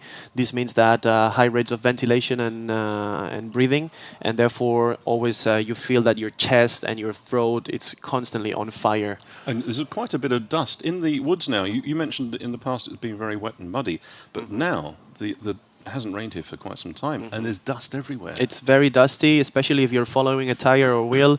There are a lot of sharp rocks, and you cannot see them because you have this layer of dust, which is about 20-25 centimeters. And yeah, you hit rocks, you don't see them. Yeah, we had a couple of broken wheels yesterday. This is the swim course. So as you can see, it's going to be a 400-meter swim course, and then from the swim course, it's a 2.5K climb up to. Yes, the Citadel. So as we saw, there's 2 laps of 200 meters with an American turn, and then they go across the bridge, climb all the way up to the Citadel through a very twisty and steep climb. It's not the climb that they did yesterday, and they do 3 laps on the bike around the Citadel with very, very steep, short sections on the bike. That's really, really tough. We've got climbs of about 20% in there, haven't we? And then after the bike, they move on to the run course, which doesn't give them a chance to ease up at all, does it? No, it's again very, very short and powerful run, 2 laps of 1.3 kilometers with very, very steep sections, and of course the stairs of the Citadel, which are really like a killer. In fact, they're going to be hitting the steps 6 times, I think, in total. We've got a lineup. We're going to see very shortly the whole lineup. We've got, hopefully, we'll have 26 athletes on the start. These are athletes who have been selected from yesterday. It's an invitation-only race with our top-ranked elite athletes. At the moment, leading the rankings is Jens Emil. Yes, we have to remember that this ranking is based on the overall from the long-distance races and the short tracks. And today we are on the 2nd short track of the World Cup and the first one of the European Cup. Yeah, so we had Beaver Creek. Oh, no, we didn't. We had Oak Mountain. Oak Mountain. Oh, Beaver Creek's coming up. Yes. Oak Mountain was not so long ago. We've now got a sequence of events racing in Europe. Here we are in Namur. Next one up will be Prachatica, then Zittau, and then we finish in Molveno. Jens Emil will be wearing a gold swim cap, won't he? Jens is it's right now the guy who has been more regular in through all races. I think it's a good form for himself, and we are expecting to see a lot of battle today, because what we saw yesterday is that the guys are really at the same level. In the same 5 minutes, I guess we had the top 10, and today I'm really, really looking forward to see how close they are racing one to each other. We've got a bit of a surprise in the swim, haven't we? Because yesterday it wasn't Michele Bonacina who led them out. In fact, yesterday in the swim it was Anthony Poujade. Yes, Anthony Poujade is a very well-known road triathlete with a lot of experience on WTS and World Cups, so probably one of the guys to look after today. His swim time yesterday, as he came out of the water, he clocked 18 minutes and 8 seconds.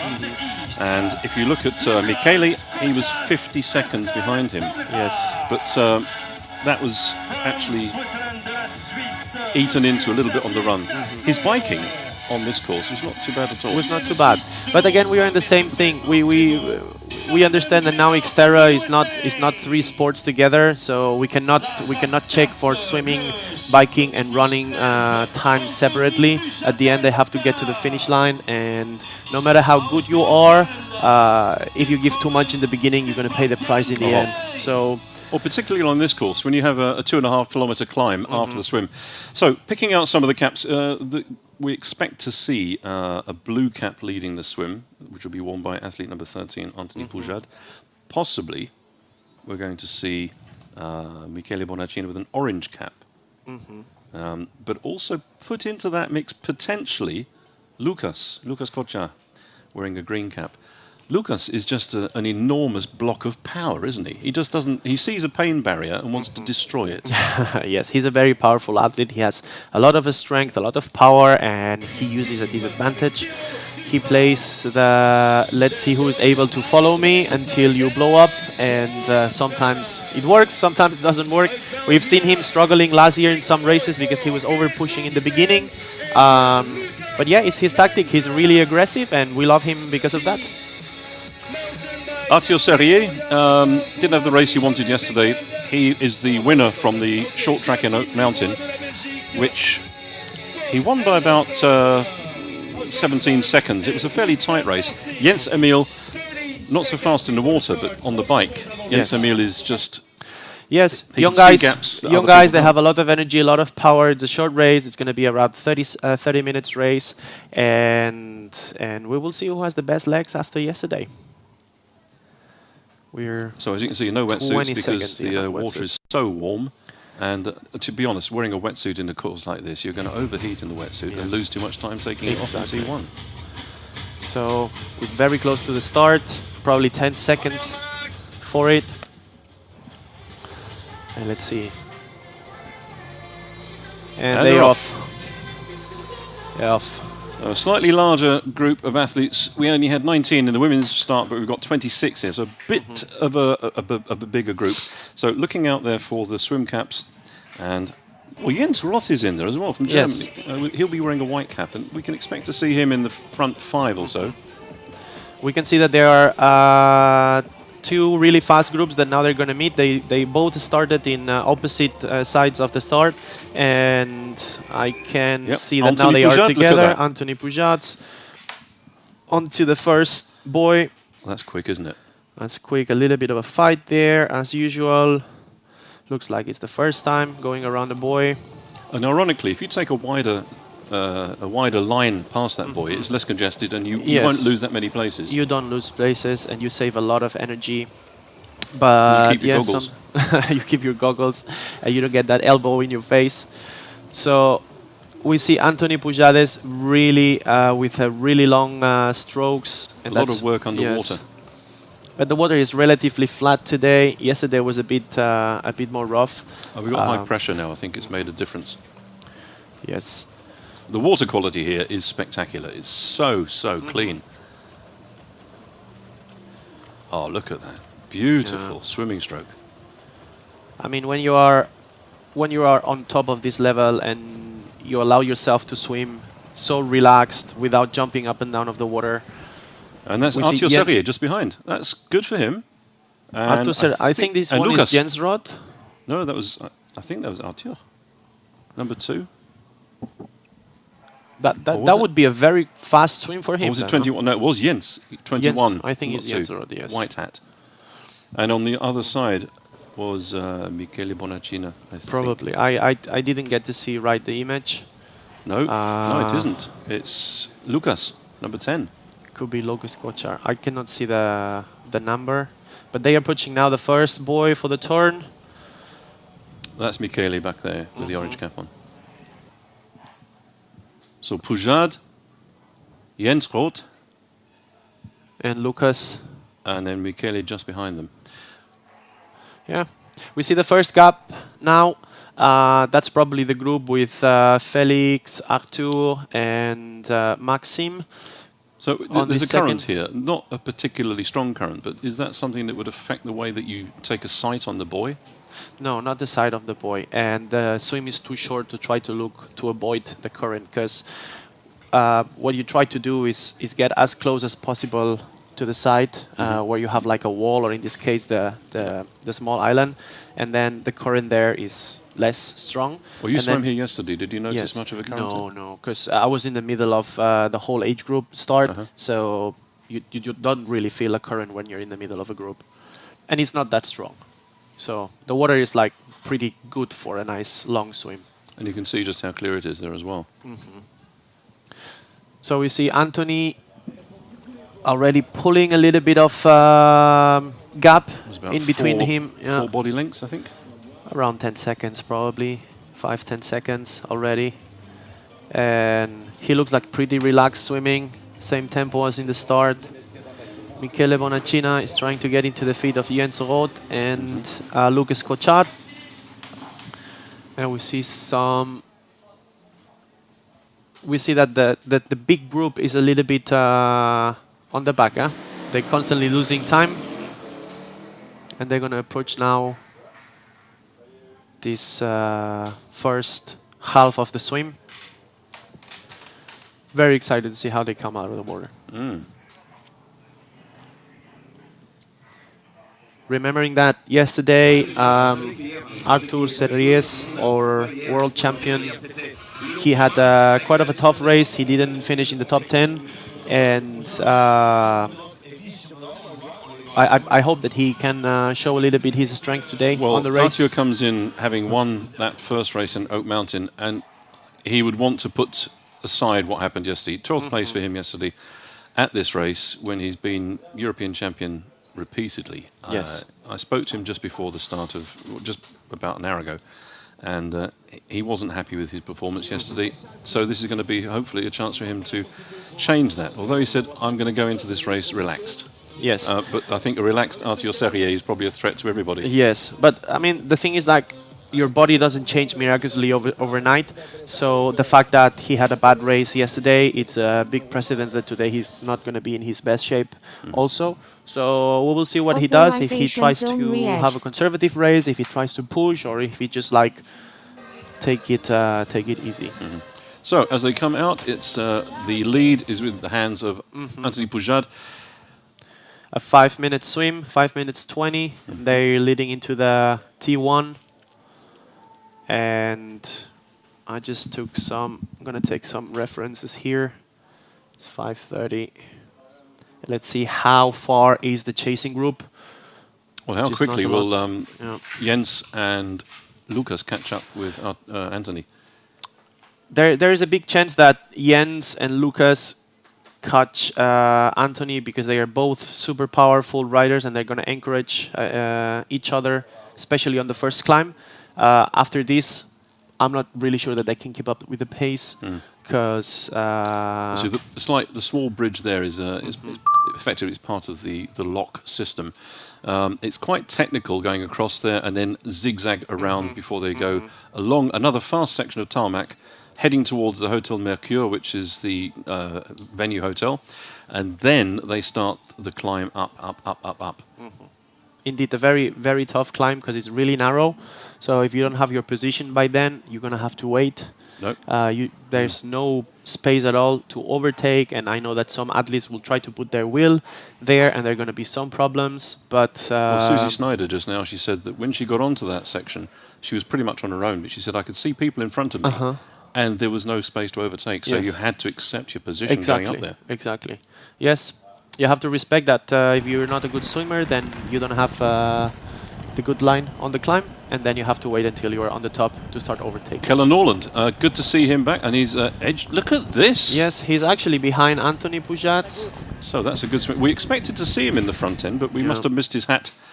One of the better probably was not Lucas Cochard, it was Keller. 16 instead of 10, yes. He had a bit of a difficult race yesterday, some technical problems, and he had to walk a little bit because he had the flat tire. And now we see that Anthony is asking for a little bit of a relay, which is a little bit of an aggressive way to do it. And now they are about to start the technical climb, technical climb. That's Anthony's using his experience racing on the... Yeah, but that was not a good move because now he's going to lose his position on the technical part for not willing to push for 10 more meters. Now this section here is, again, it's road, but then they go and then off. he goes again. Yep. He took the inline right before the start. I hope that they talked about this. Otherwise, that's a pretty risky move. Because he just let Keller go in the front to get a little bit of drafting, and then before the technical section, he went on the inside line, overtake him last moment. So we will see. I have a feeling that by the end of this climb, we will see that somebody has caught up to the leaders. We will see if it's Ruben, Jens, or Felix, or any of the French guys. Ruben's performance yesterday, coming home third in the European Championships, that was a good statement from him. Yes. He's shown how powerful he is. After the race yesterday, he was going out for just a gentle spin, it seemed. But look at that. Poujade is still in the front. Still in the front, and now we have... it's changed already, hasn't it? Is that Felix? No, that was a... We have a little bit of a pixel image here. We cannot recognize a lot of people. That was Lucas is still there in the mix at the Lucas front end. was, I think, fourth, and I don't know which guy was that. Couldn't quite catch the number or the body shape. That's you recognize them from the body shape and the style of riding. Yeah, but it was such a short And this now is we the chase see group. like that's Ruben. Yep. And Jens Emil. Oh. And also that's. Was that Scott Anderson? No. Scott Anderson. What a swim he's had. I think that was Scott Anderson. Scott really had a very hot race yesterday. He's qualified, and as you can see from his number 26. Jens Roth. Okay. But that's transition 1. That's not what we saw right now on live. So I guess that Anthony was first, and then it was Michele, probably Bonacina, because I think it was a black and an orange suit. Yes. And probably actually Lucas Kochar and probably Arthur Serries is already there on that back. We know that of the bikers, Jens Emil has a slightly different philosophy in that his gap is the width of his handlebars. Do you think he's going to take advantage of that riding style to go up here and to push towards the front? I don't know if he's able to overtake anyone there because it's really, really tight. And we know that he already has the fame of being a little bit of an aggressive overtaker on the bike. So he might want to relax this a little bit. Okay, so here we see the first group and everybody seems to be together. That's Michele Bonacina and then Serries. Forissier just did an overtake there, so he's in third position. Arthur Forissier. Arthur Forissier. So Michele Bonacina is on the first place, leading this short track right now. Second place. Third place for Forissier and Anthony Pujades on fourth. And second place is Lucas Kochar. So now we're going to see the power of Lucas, because this is his field. Tough climb, cobblestones, and free amount of power for him. Now this is a relatively easy section, although it's still going up quite an incline. So they've had the tough ride off-road, a bit of a breather now before they disappear off-road again. Yes. So we have this leading group of 1, 2, 3, 4 men, and we can see 2, 3 more men approaching. Lucas behind. Let's see how long does it take for Ruben and Jens to join this group. This is an incredibly steep section, but now as they go up here, this is a very tough that is even more steep. Yeah, and it's quite so that the surface is not an easy surface to ride on. No, there's a lot of loose rocks. They're quite big, so if you put the weight and the traction on that, the rock will spin and you will lose a lot of grip. We already see that Anthony is losing a little bit of distance there, because now it's getting tough. It's not that easy to pedal and to keep the watts on these technical climbs. So now we start to see the difference between road athletes and off-road athletes. As long as you hit the gravel, things change a lot. And let's see how long does it take for the big group of French guys and Jens and Ruben to actually take that leading position. So very soon we can see them making their way behind this grand hotel and then to hit the first of the steps. So they've made that 2.5K climb. Now we've got the 3 relatively short laps, but they're very tough, aren't they? They're tough and they're quite technical. You have to go around the citadel. You have to go down through these big steps. And there are a couple of turns, like really gravel turns, where if you don't put your weight correctly on the back wheel, your front one will slip. We saw them coming down the steps, and some of them are actually coming right off the saddle and almost sitting on the rear wheel. Going down the steps. Oh, here we have our leaders coming down. Going down the steps, what would be your chosen position? Well, right now with the telescopic saddles that we have, we just like saddle down and literally putting all the weight on the back wheel, because the speed and the rebounds will actually, make you do a front flip if you don't control your body weight. So that 4, it looks like they've dropped Pujade. Yeah, Pujade was already dropping at the beginning of the gravel section. And let's see if we can have some time reference here. That's 4:20. And I suspect they're not going to be more than 30 seconds away. We see these shifters cranking. You're trying to shift and pedal at the same time. The bike doesn't like that. Are there any of the elite athletes that are still using a manual changing? I don't think so, no. I don't think so.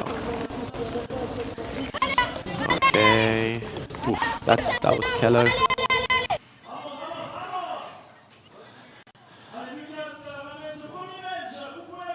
That would be interesting if we can have a steady camera and see the first guys and then wait for their like 30, 40 seconds and to have some split times from the chasing group.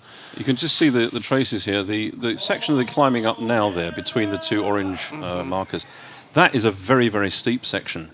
And right towards the top of it is an area where they can actually cut up a steeper section or they can take a longer ride round. So coming back down here, once they come down these steps, there's a very sharp turn to the left, and then they double back underneath through the tunnel. So we have here Lucas with the biceps, with his biceps flapping. Yep. Plap, plap, plap. Very good. Lucas Kochar, Artur Forisier.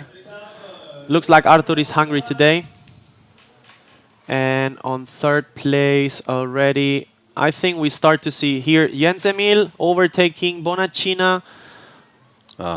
So Jens Emil is on the hunt. He told me this morning that he wants to try to win today, and he thinks that the circuit suits him.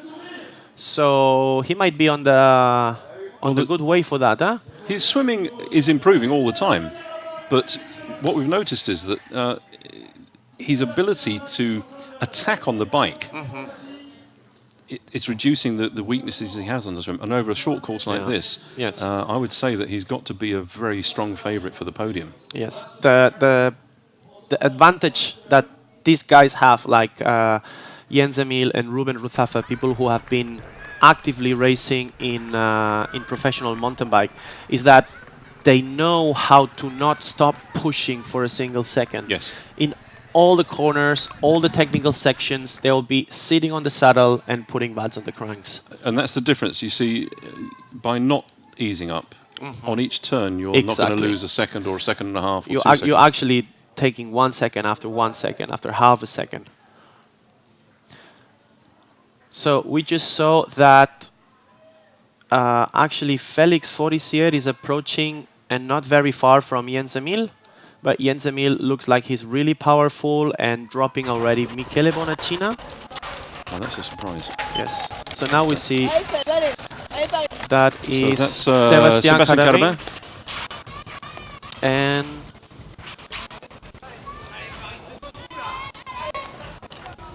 I don't really know what part of the race we are now. So let's see dry, if we isn't can it? get, yes. As you can see, some athletes just starting that first climb. They're quite some distance behind already. I think we're going to see several of them. Pujad's already a little bit far from his starting position. Yeah. I think we're going to see a few of them stopped in T2. And the reason they're going to do that is just to make sure that there's no crossing over of riders and runners on the run course, because we're using the same parts of the same course. So the rule is that if you're lapped by the leaders, then you have to stop racing. So Lucas Kochar still leading with a really small gap to Artur Forisier. Looks like Artur is controlling. I think he's looking very carefully because he knows he's a faster runner.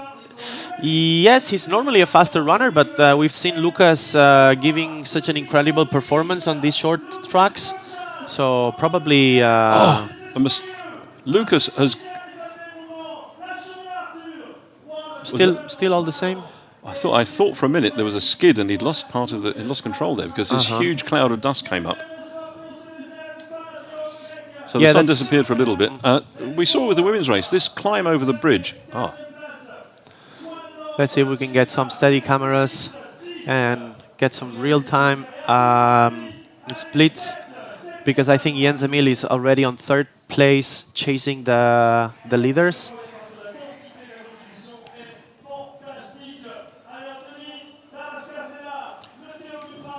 So we're looking. We need to keep an eye out for Sebastian Neff from Germany.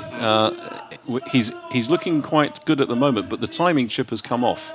So if we see an athlete and we can't work out who he is, it will be Sebastian Neff, who's potentially going to be up there with the leaders.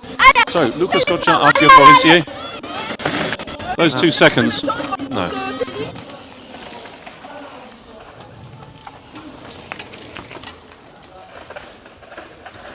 Again, Anthony Pujades, we don't know what position is that, but that I think he's a little bit was dropped. Scott Anderson.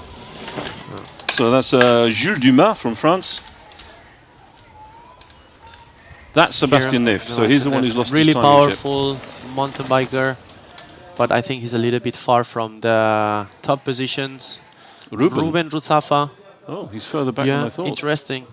It's a little bit difficult to follow today's race. There are a lot of places, and it would be just good to have this steady camera for like 60 seconds and see who's behind Arthur and Lucas. Because Lucas just overtook, Arthur just overtook Lucas, and we see Jens Emil really like chasing that. Jens Emil is now in a good position because entering the tunnel and then the next section after the tunnel is that very tough section again. And that's the switchbacks. As they come out of the tunnel, again quite tight there, there's a climb up across the bridge, then there's a sharp, snappy climb, and then a turn to the left. That's when they disappear across some quite rough grass section out into the woods again, and that's where the switchbacks come. Exactly. Now they're going again into this really steep climb after this grass.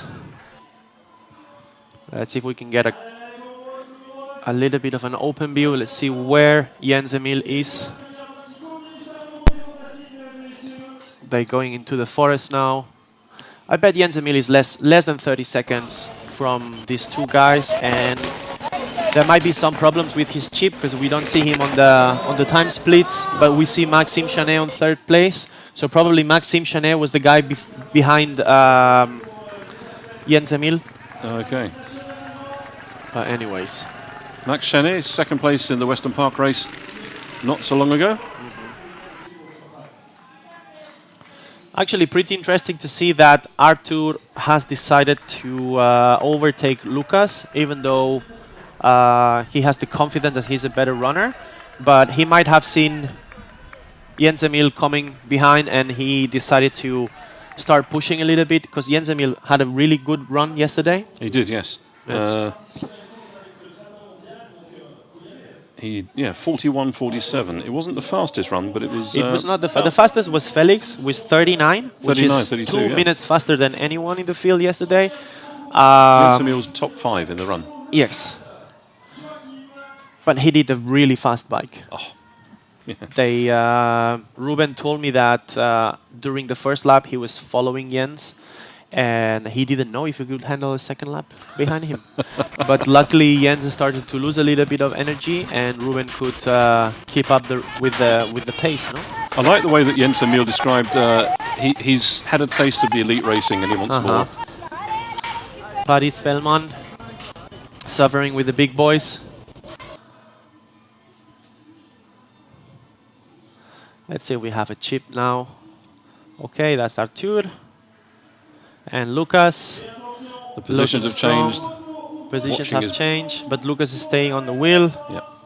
And let's see what's going to happen now in this 3rd round before they get into the transition. So Jens Emil, it's certainly only 14 seconds. And on the last time I saw him, Maxime Chanet was really behind him. So he took 4-5 seconds on Maxime Chanet on these last 2 minutes of race. So this might seems like Jens Emil is on the hunt for these top positions. We will see if he can make it before the transition, which 14-15 seconds might be okay. We will see. Well, there's $5,000 up for each of the short track races. Our first short track is in Oak Mountain. We have today here in Namur. We're moving then to Prachatic in the Czech Republic, then Zittau, and then Molveno. $5,000 each time, shared amongst the men and the women. The winner today will go away with $900, 2nd place $700, then $500, $250, and 150. So we have some people chasing. It's such a complex course. The course design here is from Nicolas Lebrun, a bit of a legend when it comes to XTERRA racing, and he spent ages and ages making sure that the short track is as tight, intense, exciting, and fair and safe. Well, there's no particularly the thing here in this amazing location is that the setup is perfect with the citadel and all the free space to set up the tents and have a space for a big transition and everything. The only problem is that it's not really a technical place, so you have to play with a lot of twists, a lot of turns, and narrow places to make it a little bit more challenging. But it's not a short track that you would consider something technical. So the stronger you are, the better you will ride in this course. But by adding into that 2.5 kilometer climb from the swim, that's certainly going to thin the riders out, though? Yes, but at the end it's a very fast climb. I mean, 2 kilometers after the bridge is like in less than 6-7 minutes. They are on the top, even less than that. So even though you go full gas, then you have time to recover a little bit. So that lead is beginning to stretch out. Lucas Kochar just losing contact. Yeah, it looks like Arthur is keep pushing and opening a little bit of a gap to Lucas, which I would not have expected that. This means that Arthur is really pushing right now, because Lucas is a very powerful guy. And if he sees himself in this position, he wants to go for it. Well, he'll be wanting the win now, won't he? A quick glance over his shoulder just to see what sort of distance is created. A good thing for Jens Emil would be if we just saw him taking the corner, so this is less than 10 seconds to Lucas. Right at the moment that he sees Lucas. But and then who's that? Is that Maxime Chanet? I think no, can't surely. Maxime Chanet is in front of Jens Emil. Yes. So looks like Maxime Chanet started to push down these pedals. I wonder where that overtaking took place, out in the section under the Red Bull arch. You know, at the end it's a mountain bike, so maybe there's a mistake. It's like a wrong shifting on a corner whatsoever. Like you're 3 seconds down, the person sees you, he can catch you easily. But anyways, we will see. So that transition coming into T2 in a minute, that's going to be absolutely crucial. No time. Oh, Keller, he had again problems walking yesterday. on the bike. Oh my Poor god. guy. I think that's not a technical problem. They come down from downhill and they have to switch gears really quick here, and I think he might not have had time to. That was the corner we said, when you come down too fast, if you overcook it, you'll end up in the bushes. Yes. And then you have to shift before the corner. Otherwise, you're coming down with the two, you know, like a small gear, and then you cannot pedal because it's too steep. But anyways, in any moment we will be now on T2, and very excited to see if Arthur is really leading this race, or Lucas has found a little bit of energy to actually catch on him again and start running together. We see that Maxim and Jens are riding together, 15 seconds. This is a battle between those two, isn't it? Yeah. Because Jens Emil leading the World Cup rankings at the Okay, moment. so Maxim somehow managed himself Look to be now on the back wheel of Lucas, and also coming with him, now we're going to see Jens Emil. And it depends, if they do a really good transition, they might be able to start running in less than 10 seconds, first to fourth. That has been an incredible change in the order. And look, Maxime is an intelligent rider, and if he has a decent transition, which doesn't look like by the moment, Arthur, that's quick. That was a quick one, clean one. Got a little bit of a gel now, some energy, and that was a really nice transition for him. Maxime and Lucas, second. Yes, starting together. And let's see, Jens Emil also there. Really nice transition from Jens, putting him like only 2 seconds behind these two guys. And he'll catch them up in yes, a matter of strides. he's going to catch them up in the next 10 meters. So the first place at the moment is looking at the moment as if it's in his hands, but the three behind him, the battle between those three could very well affect the lead. Yes, it can go good. It can go that they understand each other and they keep pushing each other and they're willing to catch Arthur, or it can be that they make it just like few mistakes and nobody is able to, or nobody is willing to lead this chasing. That's the section of the short Keller Northern struggling, exactly, which is why we have to make sure that the athletes are not running on the same section with the bikers. Arthur Serrier, I think, was that? So there's actually only 10 seconds on T2 between the leader and Maxime Chanet, which was the second guy out of T2. And as I said before, it all depends on if they can understand each other and push and work towards catching Arthur or not. If they do that, we're going to have a very interesting race. That's Felix, quite a way back from his brother. Yes, a little bit relaxed, looks like.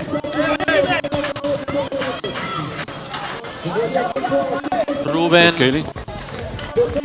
That's Pujat, exactly.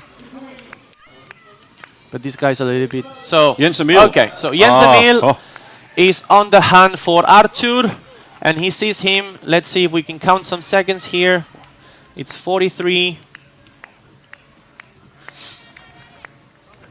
So it's going to be 11. 8 seconds. And looks like he's really, really looking forward to it. Oh, yes. Very good. Lucas a little bit losing the grip there. He looks a bit heavy on this turn. But that, by the way, was a really, really steep turn. It was, yes. We did it yesterday on the run, and it didn't feel good at all. The way Jens Emil is striding down the stairs, he was taking them possibly 2 at a time. It's funny because we actually talked about this after last year Germany short track, because he lost a lot of weight going down to the stairs, because he was not controlled, his knees were shaking left and right, his arms were not centered, and Felix was incredibly faster than him on that small section because he was not controlling. So he has been working, he told me he has been working on his stability a little bit on the downhill. Good. And we will see it. They all have a penalty. So let me read it again because this is really exciting news.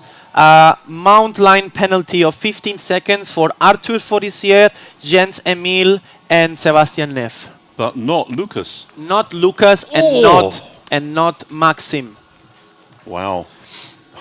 So do they know that? Do we know if they know that? There's a penalty board. Yeah. As they come up here. And they have to make sure that they actually look at that board and don't cross the finish line before stopping. So this section they're coming up now, the steps, they then double back at the top. They come around and they will run past a box that says penalty box. Yes. On the penalty box board, their number will be written. Yeah. So now it's interesting because the only person who's safe right now is Maxime Chanet, which is about 15 seconds behind the leader. Wow. And if he is able to read... Oh, he's seen the penalty. He's going to go and take his penalty now. Phew, this is going to be intense. That was not a 15 seconds penalty. That was rather quick. That was not a 15 seconds penalty. That was a 5 seconds penalty. Well, it was a time penalty. So if they all get the same time penalty, that's fine. 15 so seconds. Maybe they told him that he has to stop before the finish line. Okay, Arthur Forissier. Let's try to count a little bit seconds.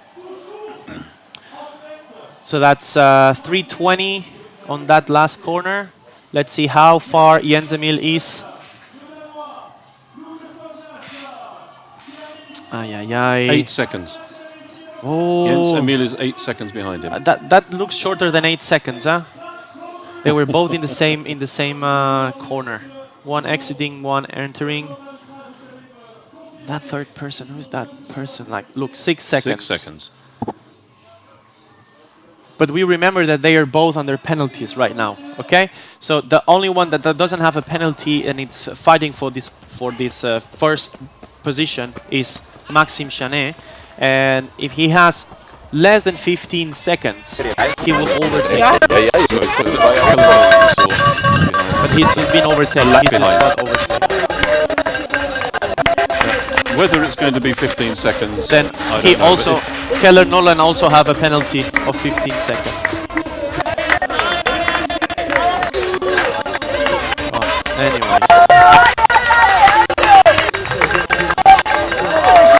And now we have new So a bit new of background times here. support there Jens-Emil looks like it's 13 seconds behind Artur. we could hear the atmosphere there in the... Lucas 18. Lucas also has a penalty. No, Lucas doesn't have a penalty. Maxim 20.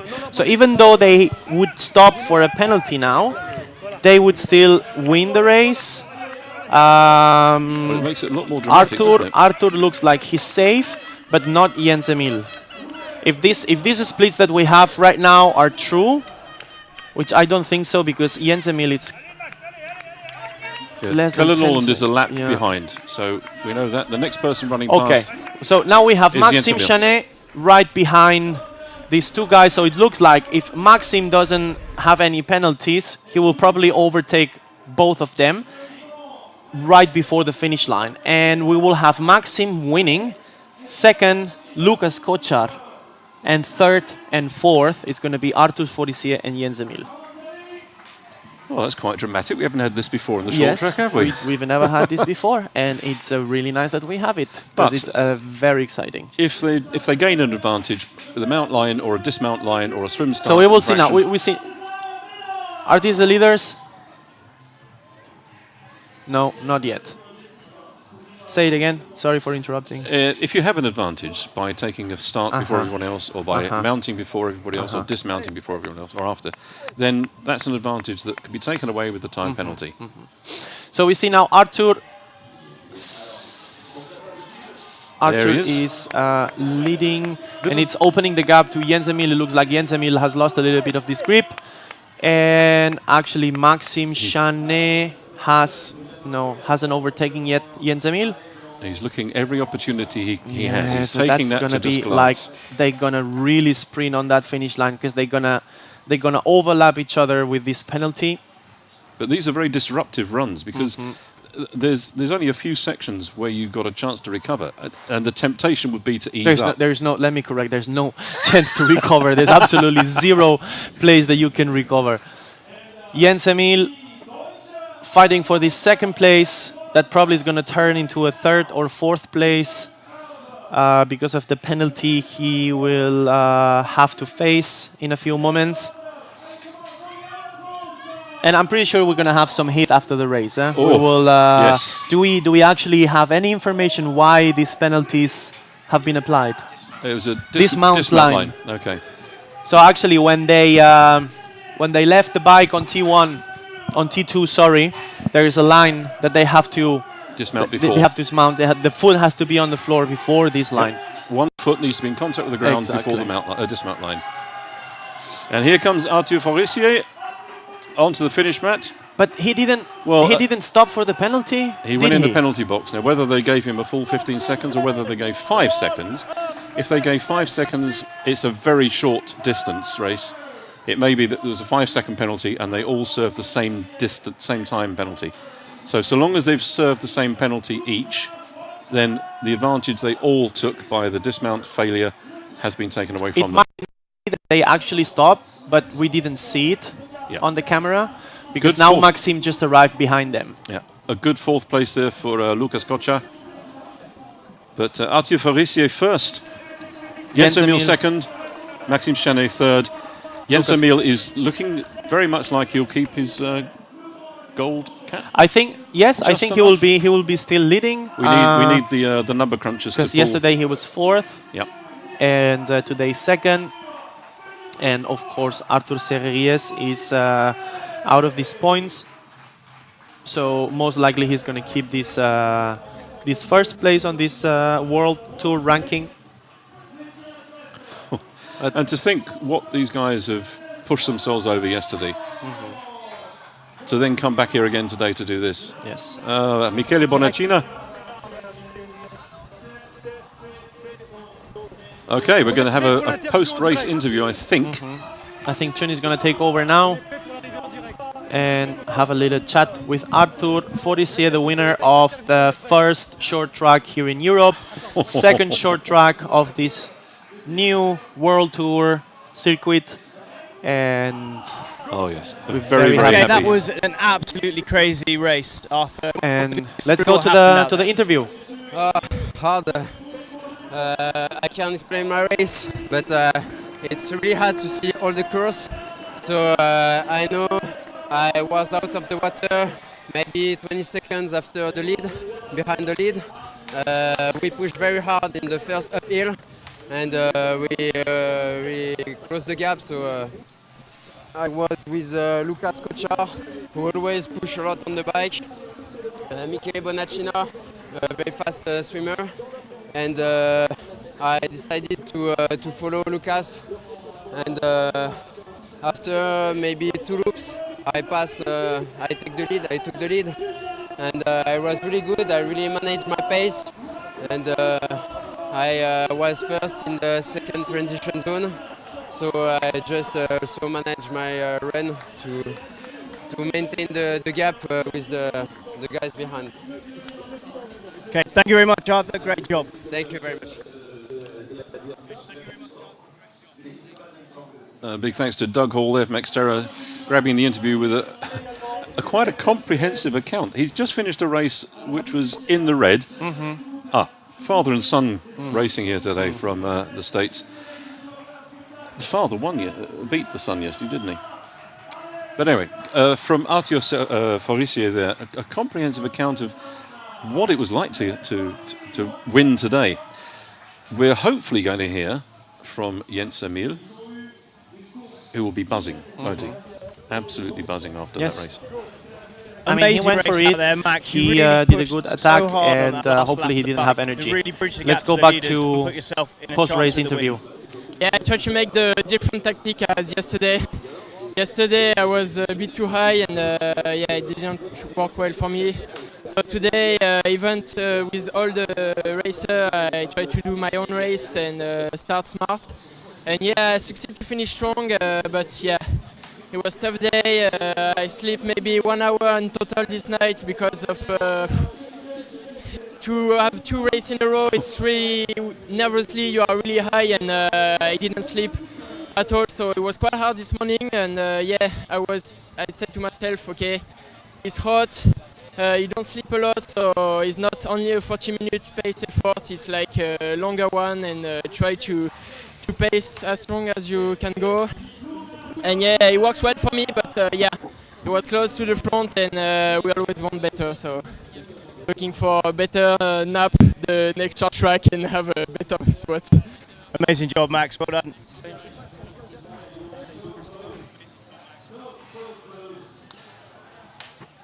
So Max Chenet, second place at Western Park, explaining how going to bed last night full of adrenaline and buzzing after the race and the heat, and then getting just 1 hour's sleep and performing like that. Yeah, that's a common thing that athletes say, that of course after the race and the big race yesterday, where they actually fight for the money and for the big points, they have troubles sleeping because of course all the adrenaline, your legs are burning, you're sweating in the bed, and there's these mixed feelings about having done like a successful or not successful, just being like busted your legs on the Amazing race today, and then having to rest for the next day. And now Jens Emil. Action packed. Yeah, sure. It was thrilling out there. It was tough from the gun, especially on the bike. It got long, and yeah, I closed the gap quite quickly, but then I couldn't really. I don't know if I had a mental block to push it up to Lucas and Arthur, but yeah, it was. I really I just suffered. I also struggled, but it was my own fault. So it was fun out there. Great racing. So yeah, so obviously I think you've done enough to maintain that lead in the World Cup. Are you looking forward to getting your head down, getting some training in the next month? Yeah, sure.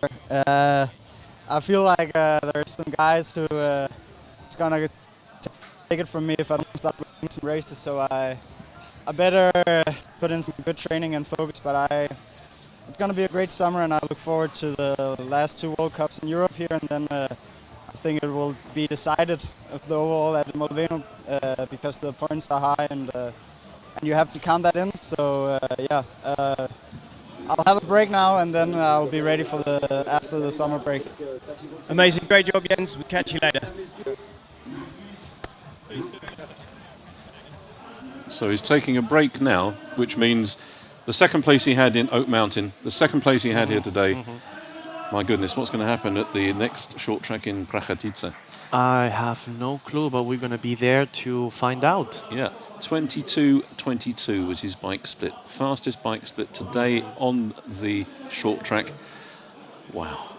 Yes, he said he had a little bit of a mental block. I don't think it was a mental block. I think he pushed a lot trying to get back on these front wheels of the race, and he just exploded. That's how it is. I mean, you push, and then at some moment your body says that was it, and now you're going to stay here. Yeah, but he had the fastest run today as well. Jens Emil? Yep, 8:39. 8:39. Exactly. Well, he didn't sound really happy, to be honest. I think he was looking forward for the win, and he has to be happy with his second place. And I'm sure he's going to be happy about seeing that he has had the fastest bike and the fastest run split. I think if you were to ask him now, if somebody had said to you this time last year, you're going to wear a gold cap, not once but twice, would he have believed you? Yeah, I think this guy he knows what he's doing. As I say always, he's one of my favorite guys for the long run, for the next 3 to 5 years to dominate the races.